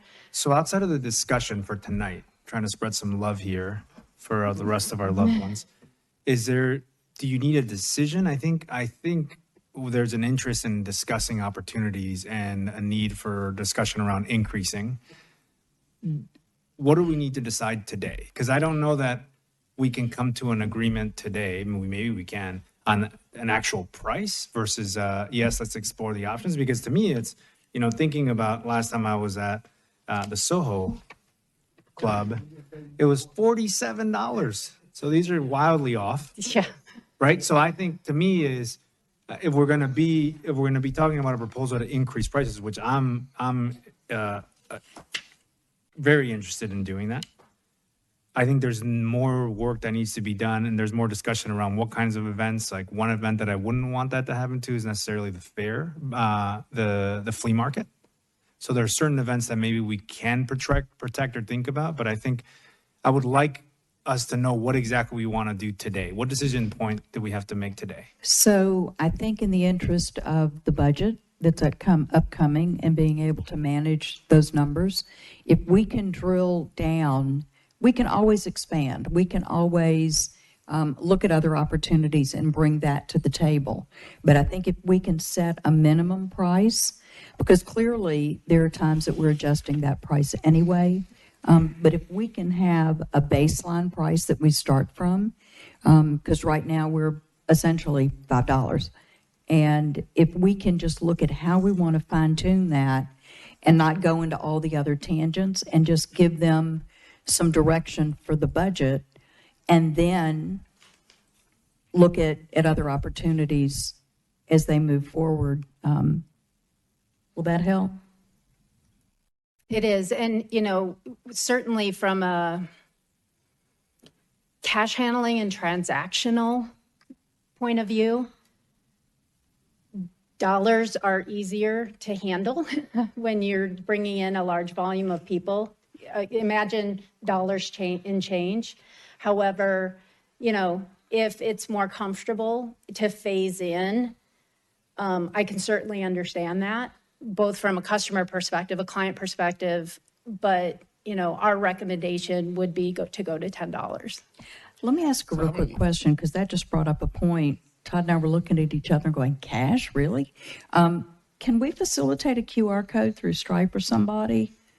We have looked at that. That was Fence Hemmer's one of the things that we would talk a lot with Commissioner Hemmer when he was on the board is digitizing and going to remote payment options. And there's a couple issues with that. Number one is just technology, because you end up having, you know, certain glitches. We did that for the fair and for ticketing, and for the most part it was good, but we had some glitches with technology and getting, you know, scanners and such. Second thing is credit card fees. There's always a processing fee that cards have that cash doesn't. So do you pass those fees on to the customer as well? And then not only are we paying taxes, but we're paying processing fees on top of that. So that was another consideration that we made. We've been cash for parking for 12 years. I will say that most everybody is used to coming to the fairgrounds with cash. Certainly if somebody does not and they're new, we work on we have worked on the honor system, and that has worked out well. We're not going to deny anybody entrance because, you know, they go in, get cash, and pay us on the way out. So how many parking spaces do we control? About 4,000 right now. Commissioner Hartley. All the lots, Fair Park, Speedway. And then, do you think that there'll be a way to maybe offer some type of like parking package for a person who wants to have an event? You know, here, like they can maybe like buy out parking. Maybe you can guarantee a certain number of parking spaces closest to the event. We have done that for some events that want to do that for their customers. And that is something that we negotiate separately with the promoter if they don't want to pass that cost on to their customers. Yeah. And then for soccer, I think you said, do we get the money? We get $5 for every event. Do we get money for soccer? No. No, soccer keeps their parking money. They are, with the lease, they retain all their parking revenues. As is the lease proposal with How did Speedway. that pass? How did that get by? How did that get by? Who negotiated that? Years ago, when they came here, that was negotiated. So to me, again, I guess we could be here all night. You know, I think I understand the budgeting timeline. My challenge is we've been sitting here and public comments on a lot of other things. This is one, that, excuse my language, is going to bite us in the ass. We increase for August, right? And that's the proposal. When does this start? It would be effective July 1 of 2024, or 2023, sorry, this next fiscal year. So So July. at least we have time to communicate and let the community know what the change in the parking rates are. So that's clear, but it's not in 2 weeks when we have a flea market. I just want us to be thoughtful that I understand for budgeting reasons. I'm really concerned about us making a 100% increase on parking without any additional dialogue with the community or amongst ourselves, unless there's a provision for some of the events that are more community-led events like the flea market. I'm just struggling with having to make a decision today about increased parking rates since 2011 that haven't increased since 2011 by August, personally. But that's why there's 5 of us, so we could take it up. Commissioner Hartley. I think Commissioner Avila is onto something there. I mean, this is a large consideration. What's the downside of budgeting to the lower number? Is it just our delta in our revenue, our expenses will be larger? And what's the delta from 5 to 10 like in the budget? I mean, how much money is that? What we have budgeted now for parking is $345,700. If we did a 100% increase, it'd be $690. So it's $350,000 we're talking about. I mean, I kind of agree that it's a little bit of a short discussion period for a large change. I'm also more interested actually in looking at potentially modernizing our parking program. Maybe talking to Music City Center and thinking about, obviously they have a totally different facility, but they've got obviously cashless payments and things like that. So, I mean, if it's like, I just feel like we may not have had a sufficient amount of time to discuss it. Perhaps I could be supportive of like, you have the authority up to $10, but it's at your discretion, which would then give us a little more room to sell into the community. We may have some events that it's not appropriate, but that's my sort of general thinking right now. And Commissioner Hartley, it sounds like you already have that flexibility in charging more. We have, That's what I was yes, we have in the past, although it's very, very limited and it's in cooperation with the promoter. This really is the base fee. And I think a lot of people do look for the flea market as being one of those because it's our one self-produced event, of what that increase would be. And you're right, there is a lot of impacts. There's impacts to our clients, which I understand. They're probably very concerned. We have talked, Sherry and I have talked to several of our promoters, long-term promoters, who I think they understand, but also know that that is an impact to their customers and how that would impact, people coming to their events. So it's not a decision to take lightly. But if at a minimum, if you're not comfortable with making a decision today, give me some feedback on what I can provide you so that we can continue moving forward and at least let me get you the information that you would need to potentially take this up at a future date. So just to be clear, so we're going to increase, we're looking at increasing the amount that a person would pay us to be a vendor, but then we're going to also make more money off of the parking their people. Right. So then we have the opportunity, instead of making $5,000, if the person uses 1,000 parking spaces, that's $5,000 more that we didn't, that we could expect in return making off of this one particular event. Some of our fees come from our clients who rent from us. Others are users, their customers, which is generally the parking. Commissioner Hartley, and then I've got a question for Satrice for some clarity. I wanted to add to my last comment. And again, I think my I kind of think out loud in case y'all didn't know, in case you hadn't noticed yet, which is fine. But I'm also generally supportive of increasing the parking rates. I think it's low.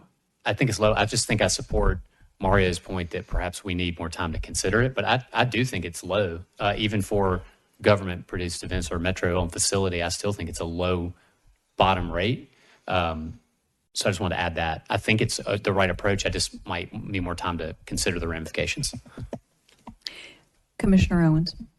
I think Commissioner Hendricks has asked this in the past, but like on the 25th, when we have the flea market here and there's a soccer match, who has control of the parking then? We split. So usually we would do it in the mornings and they take it over at night because their games are at 7:30. But this So one on there the are 25th is at 3:30. Yeah, so they have,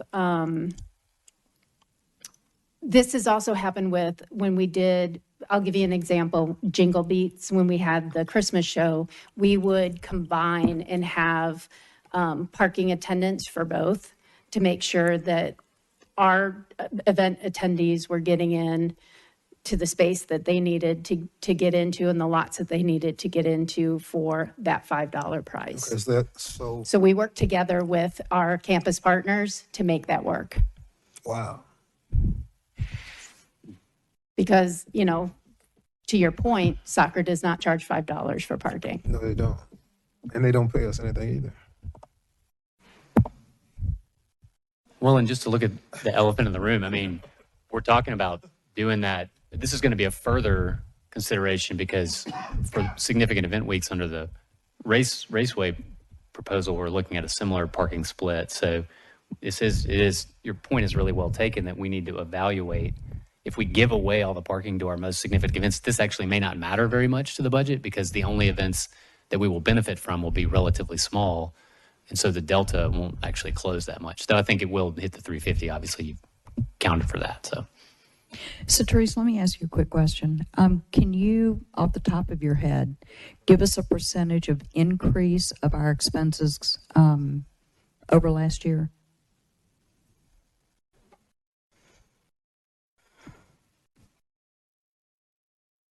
Can you send that to us? I think that would help to inform our decision in terms of how much of our expenses have increased that we need to compensate for. And don't forget that fair is a whole new input into in this current fiscal year that was very, very different. So when you see our numbers, it's not necessarily going to be apples to apples because purchase services, for instance, is way more utilized for the fair than it is for our general operations. So it's going to be a little bit, that's a huge piece of our expenses is this new input, which is the fair. Let's look at things that are ongoing like utilities instead of purchase services for the fair. Let's maybe get together offline and come up with the things that we want to look at to identify that trend of things that are more indirect expenses. Is what's going on in the background, and I'm sorry, I don't know metro budgeting that well, but like essentially you have to probably pencil your budget and then you're essentially trying to close that revenue gap so then you can show what you need from the general funds. And so if we show more revenue, we won't have to have that obligation.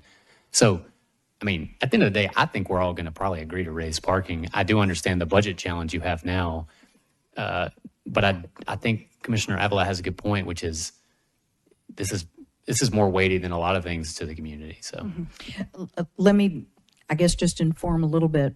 When the budget goes to council and the council members are meeting with the different directors of the different departments, one of the questions that invariably at budget comes up is, why don't you raise your fees if your fees are not high enough and taxpayer money is having to go in to supplement the shortfalls?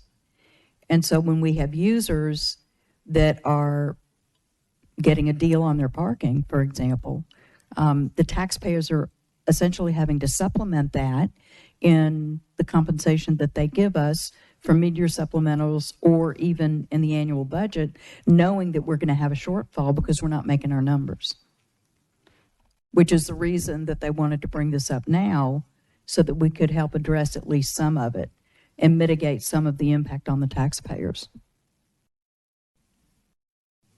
And I appreciate that. It's just, to me, it's a hard decision to make today to get the budget. But I think that we can, I mean, since people have already been doing it already, I think in order to make it right, I think maybe a motion on allowing the director to be able to charge up to $10, for parking, because in that way they can work on their budget, and then we can. Would you And I wouldn't please make even that limit- motion and we'll get a second And I wouldn't on the even, floor. can I say, like, why are we limiting it at 10? Well, until we can go back and talk to. I mean, why limit it at 10 The in terms people. of either a floor or a ceiling, right? Well, let's say when you're looking at the market, why should we limit it to 10 if it's an event that, if soccer's charging 30, why shouldn't we charge 30 for a similar event? If the customer is willing to pay that much, the director should be able to set prices and be dynamic pricing based on an event. I mean, only because I live downtown and that parking. It's just, I know that, but is not it should the be thing. it should be That is her not the discretion thing. to look But- at the market But and I don't say, think I also think that we shouldn't be looking at opportunities to make more money off of people. Like in this instance, I mean, I understand we're a business and everything, but you're saying if someone pays $300 for a soccer ticket, then go ahead and just beat them on the head and charge them more for parking because they just paid $300 for a soccer ticket. Like, I don't think that's the way that we should. yeah. So look at it. what I think is But- what we're saying in the proposal. Are we saying that it's a minimum of 10, or are we going to put a cap on the amount that the director can decide? I think we should put some guardrails around it. We say we give her the ability to charge up to, or are we? Because we say 10. What does that mean? Are we saying that that's the cap? Yeah. So hang on a minute, guys. Hang on a second. Hang on. We're going to go round and round. I just want to take a second for Satrice to share some information with us, and then we'll open the dialogue back up. So I just want to remind the board members that we are revenue generating, that our job is to meet our expenses. So if we have a $4 million budget, we have to make $4 million. Like, we're not like a lot of the general fund departments where the money is put into their budget and they're just to stay within their budget. That's not the case for us. We have to make the money in order to produce what we do. If we don't make the money, then as as Chair has said, we have to go then to the taxpayer and say, we need $1.6 million because we didn't make our budget. Yeah, and that's totally understood. And but we also need to be able to say that it is accessible and affordable so that people will come here. Because if we make it out of reach for people, then we're going to be sitting there looking at facilities that we've just built that are empty because nobody can afford to come. So while we're thinking about the standpoint of being fiduciary responsible, for the operations here, we also have to understand that we need to have a place that is welcoming to everyone, no matter what your income bracket may be. And especially if we're not getting money from soccer parking, and if we're not going to be getting money from speedway parking, but we're going to pass it on to the average citizen, to make up for our short-sightedness in giving away our parking. So, Commissioner Hartley. I think we should look at this decision point similar to the one we just decided about increasing the rents to promoters. I mean, this is the exact same thing to me in some ways, where I think we give Director Womack some amount of discretion. I think I could be supportive of an up to $10, where then we can pencil that $700,000 in revenue. And I think what we would ask for you then, Director Womack, is to do some additional research and a more fulsome proposal of the impact of increased parking on community uses. Because I think Commissioner Hendrick's point is well taken, that this could be disruptive and make this out of reach for some people. I don't know. I mean, I don't know if that's the case or not, but I think we should do the research to see that. So I would be supportive of up to $10 as long as it's tied to Director Womack coming back with a larger proposal. And I might also ask you to explore some of the modernizing in parking that I also mentioned. He sounds like Commissioner Hemmer again. Hey, guys, cash will not exist much longer, so we should be thinking ahead. That's I would be supportive of that. And that could be some money that we're missing as well, because people may not have cash. But how much are we losing by not on the days that we don't charge for parking? Because that may be some of the fixes that may be needed in order so we can meet some revenue projections. Are we talking about like soccer contracts? Or not just soccer, or whoever else. We cannot. I think we it's only, I cannot think the alter only one those we don't contracts. lose, where we lose money is on soccer. Yes, I mean, occasionally we'll have, if there's really large events, say downtown, like for instance, we have been contacted by staff at Nissan saying, hey, for this event, we may need some supplementary parking. We will enter into a separate agreement with them to provide overflow parking, but that is more of a rental agreement, a contract with that agency. We don't see a lot of people, we're not traditionally used as a park and ride. Like, hey, I'm going to go park at the fairgrounds and grab an Uber downtown. That doesn't happen very much that we have seen. And then you also have to take into consideration, we do have fair park and a dog park. What does that mean for the people who come and just want to walk around the campus, who want to be able to recreate, take their dog to the dog park? Is that subject to a fee? And I'll add just one more thing is that, I think we have been given some grace over the last couple of years by Metro. Cetrice is very right in reminding everyone that we are an enterprise fund and our revenues and expenses need to match. They haven't, and there's been a lot of reasons. We've had, massive construction. We've had a pandemic. We've had the introduction of a brand new program with the fair. So we've had a lot of interesting things happen, which are great, but it has created these deficits. And so while that has been understood by this administration and they have given us grace in our budget and have provided us the supplementary funding that we need, I don't think that's necessarily a long-term fix that we can always rely on Metro to bail us out when we can't make our revenue. So, it's always a piece that is difficult because that it is passed on to our clients and their customers. So it's not done lightly. I don't want you to think that you need to make a rash decision. This is why we wanted to bring it up so that we could talk about it as a group so I could kind of understand where your concerns were to see if we can address those. But also understanding the real impact of where we are budgetarily and what what our expenses are. And I'm sure you can appreciate, our desire to close that gap and not have to go to Metro and saying we need a, $1.6 million subsidy year after year. Also, I think that there are other ways if we want to talk about being creative in meeting some of our revenue goals. So like the fair, what are we looking at for sponsors, for the fair? I know that there wasn't much effort last year to get sponsors. There were some that came through, but it got started late. And so we missed a huge time frame of when corporations are looking at doing dollars. Like, what is the plan for this year?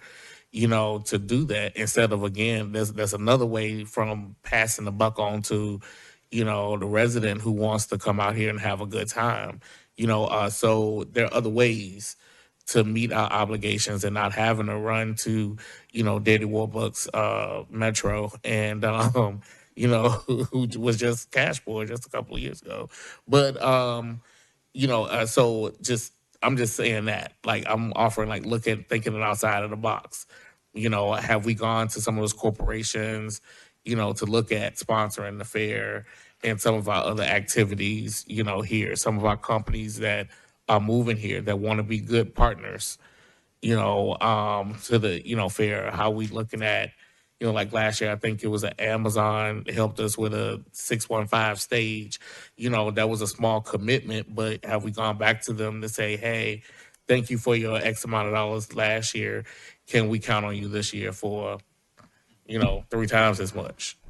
Yes, we have. And, that is one of the challenges that we faced last year. We didn't get our funding for the fair until the budget season. Our new fiscal year started. That was July. We had to put on the fair in September. So it didn't really give us a lot of time to do some advanced work.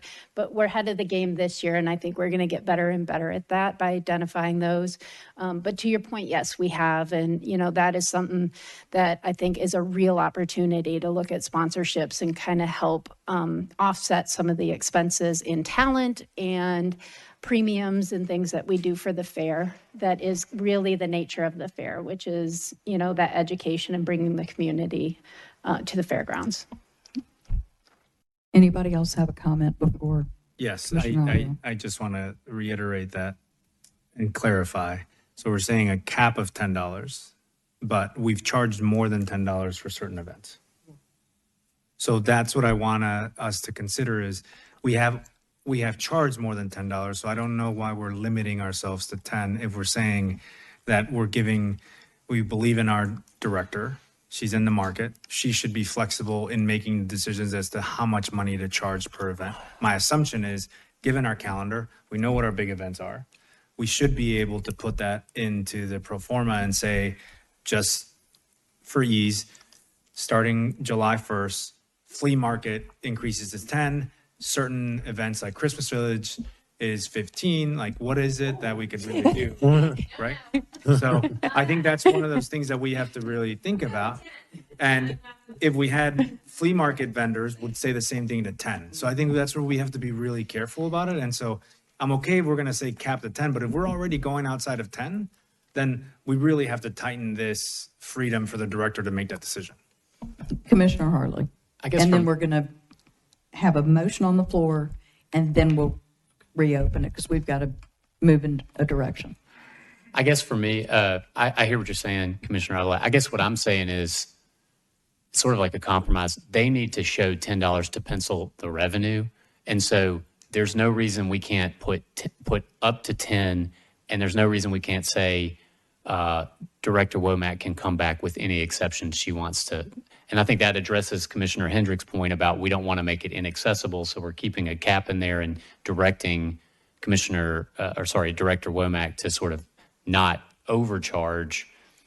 So, I mean, I think that's just the compromise that would work for me. Okay, I am going to allow Director Womack to Just have one more thing.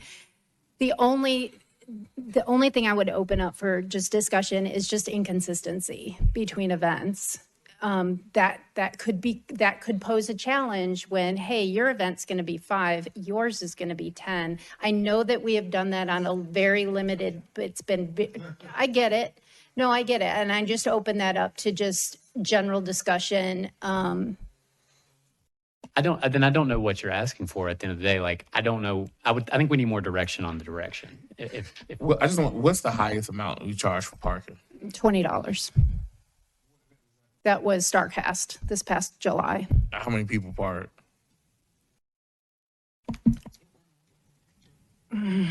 I don't know off the top of my head. And that was a parking share. So that was something that we retained $12. And so it was a split. So that was $12 to the fairgrounds. How many of these splits do we have? Not very many. It's a rare package depending on the event.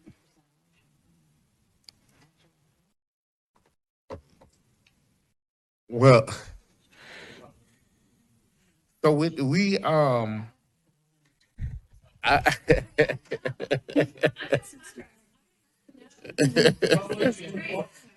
yeah. So Okay, so I am going to entertain a motion that we authorize Director Womack to set parking fees, period. So Madam Chair, Now, hang on. As a matter of Robert's rules, you have a motion on the floor I that second needs that. thank you, and it has a second.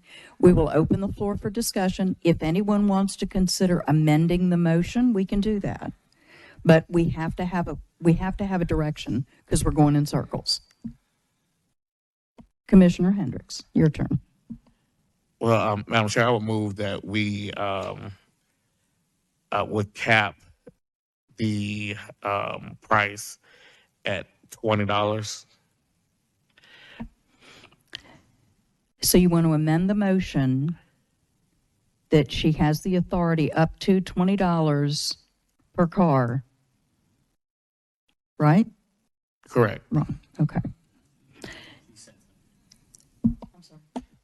Director Womack can set parking up to 20 is the amendment, right? Correct. Okay. Okay, I will accept the motion as amended. So I need to hear, I would like to amend the motion as well.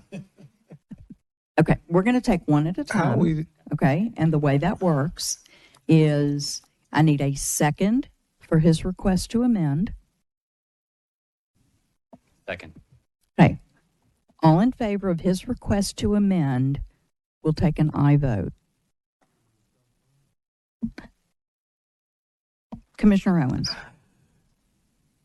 Saying $20 cap, but so if you did that like that split share, then we could do $28 because 20 would come to us and 8 would go to them. Yes, because if we're setting the 20, because we never got 20, so Correct. we got to set it to our 20. Correct. All right, so that means you could go to a split share of $28 or $30 or $25. As long as we get 20, I'm just saying that 20 comes to us. So the revenue per parking site would be maximum $20 that the Fair Board would receive. So, do I have a vote on the amendment? Commissioner Hartley. Aye. Commissioner Hendricks. Commissioner Avila. I know. I was looking at. Okay, we now have the motion on the floor as amended. I'm going to open the floor for a brief discussion, and then we will vote on the bill as amended. He did. I don't want to I'm make waiting. an amendment. I don't think this needs to be part of the direction to Director Womack in the motion, but I do want to see a parking study. I want to see a comprehensive strategy to maximize our parking revenues while still contemplating making it affordable to the community. And I think that needs to be presented with giving us more than one day to consider it. I do think this is a prudent course of action to close our revenue gap, but I do think we need to spend more time on this, and I would ask you to put that together. Can I add a date when we want that? Right? Do we want it prior to July 1st? Right? I think at some point, some sort of proposal, whether we have to get an outside advice, I think we just want to be able to see that at some point I want us to get past budget. Yeah. And because they have so much on their plate right now, so can we maybe say May? I honestly think we can, I don't even think we need to put a timeline. I think Director Womack always comes back to us. So I would just say as soon as you can get it. But if you're not comfortable with that, we could say I'm summer. fine with it as long as it's not a day before we have to make a decision. So I just want to make sure that this happens so that whether, my term ends in April, so I might not be here. And so if that's the case, I believe that's April, then we have to make that decision. And so I just want to make sure that we have some sort of timeline. So she knows, right, that she has time, but we do want to see a real proposal on the opportunity for us to maximize this asset that we have, which is parking.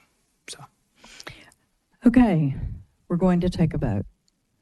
Would you please read our bill? Okay. So I think the motion is for the executive director to have discretion to set the parking fees per space of up to $20, or it can be more than $20 if there is a parking split. But it cannot, the share that can go to the Fair Board can be no more than $20. If there are additional exceptions to that, the executive director could come back to the Fair Board to request special exceptions. Commissioner Owens. Aye. Commissioner Hartley.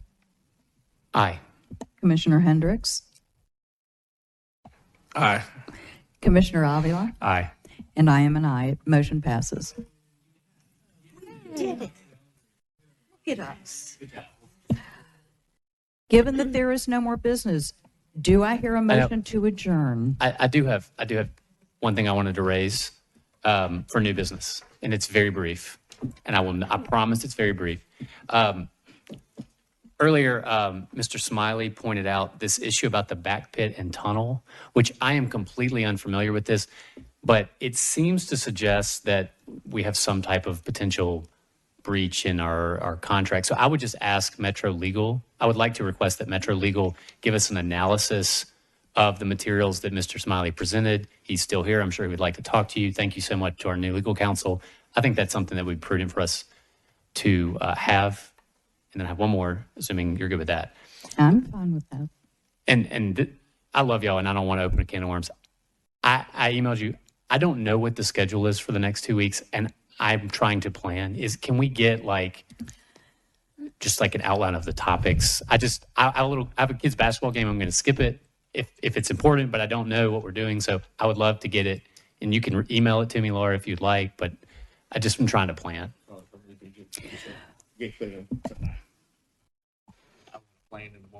So I will send you the agendas. They are posted for both Thursday's meeting and the public hearing on Monday, which is at 50 Forward. We've got full venue event on Monday, so we couldn't host it at the fairground. So it's at 50 Forward, trying to keep it as close to campus as possible.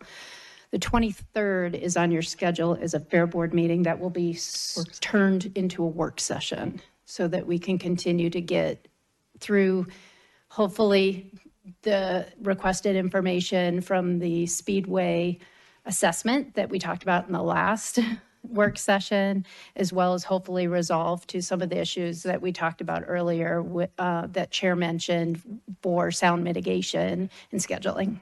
Do you think you'll have that?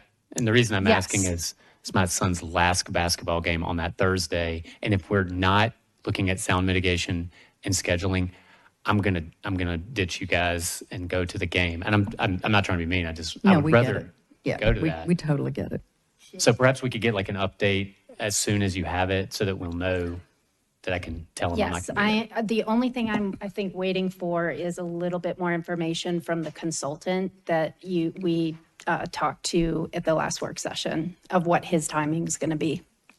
Well, and we can go one step further, and as we receive those documents and have them baked and ready, we can let you guys know. For the public hearing on the 20th. The public hearing that's on the 20th. Where's that going to be? 50 Forward. Do you think enough notices? It was posted last week. So there was like 10 days. And will there be an opportunity for like maybe some of the amendments or things that we've like suggested be available before then, so that people will have time to take a look at it? Maybe that public input could be something different than what we've already heard. So you're saying that you want to present amendments to the community that have not been vetted by Metro Legal or Bristol? That won't happen. We can't put anything out there that hadn't been vetted and discussed by them. We can present it from us, from you, directly to them. But to put it out in the public space when we don't know if it's going to be something that is either legal or can make it into the contract, I don't think that's a good idea at all. No, I'm saying, can it be done before then? I mean, so we can have something different to talk about.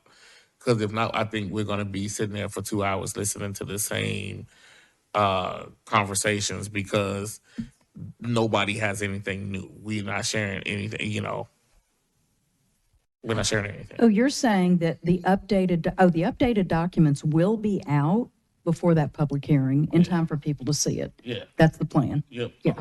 Well, and that's a good segue, Commissioner Weiner. So I have some suggested ideas as well that will probably be reflected in those documents. So we're going to have work session on Thursday. We're going to have a public hearing on the following Monday, which will also be absent from. Apologies, I had a conflict that day. We'll have a work session the following Thursday, at which point we expect at that work session we will have updated scheduling declaration and noise mitigation documents. I'm wanting to look at those before then presenting amendments. Is that right? Is that the schedule? I'm going to make a suggestion. If you have amendments that you're thinking about now, go ahead and get them to Laura, because we're working with them directly in the coming days. Yeah. And I would like as much information, opinion, thoughts on the table as possible. Sure. And that way it's better if we're all sitting at the table and we've got it sitting right there. Right. And we can get it baked in if at all possible. Okay. When I have everybody at the table. And that way there's not a lot of back and forth. And you may have a great idea that we haven't quite frankly thought of. So go ahead and get it to Laura so that we can have it. I'm open to that. I guess the challenge I have is that some of my ideas are dependent on the scheduling and noise mitigation. So just understand that I may reserve the right to have further amendments because I don't obviously know what those agreements are yet. Right. And I'm sure Commissioner Hendricks probably is in a similar boat. Yep. And I get it. It is a hard circumstance for us to have to work in because we can't sit down and talk to each other. And it's tough. Thank you for the overview of the schedule, and we'll plan to be there as much as we can. We need to go because y'all gonna have me sleeping on the couch. Let's hurry up. All right, Madam Chair, I Move to adjourn. That we move. That we Yes. adjourn this meeting. 0 second. I knew there would I be. second. Okay. Commissioner Owens. I approve. Whatever you're doing, adjourn, whatever. Commissioner Hartley. Aye, thank you. Commissioner Hendricks. Aye. Commissioner Avila. Aye. We're out of here.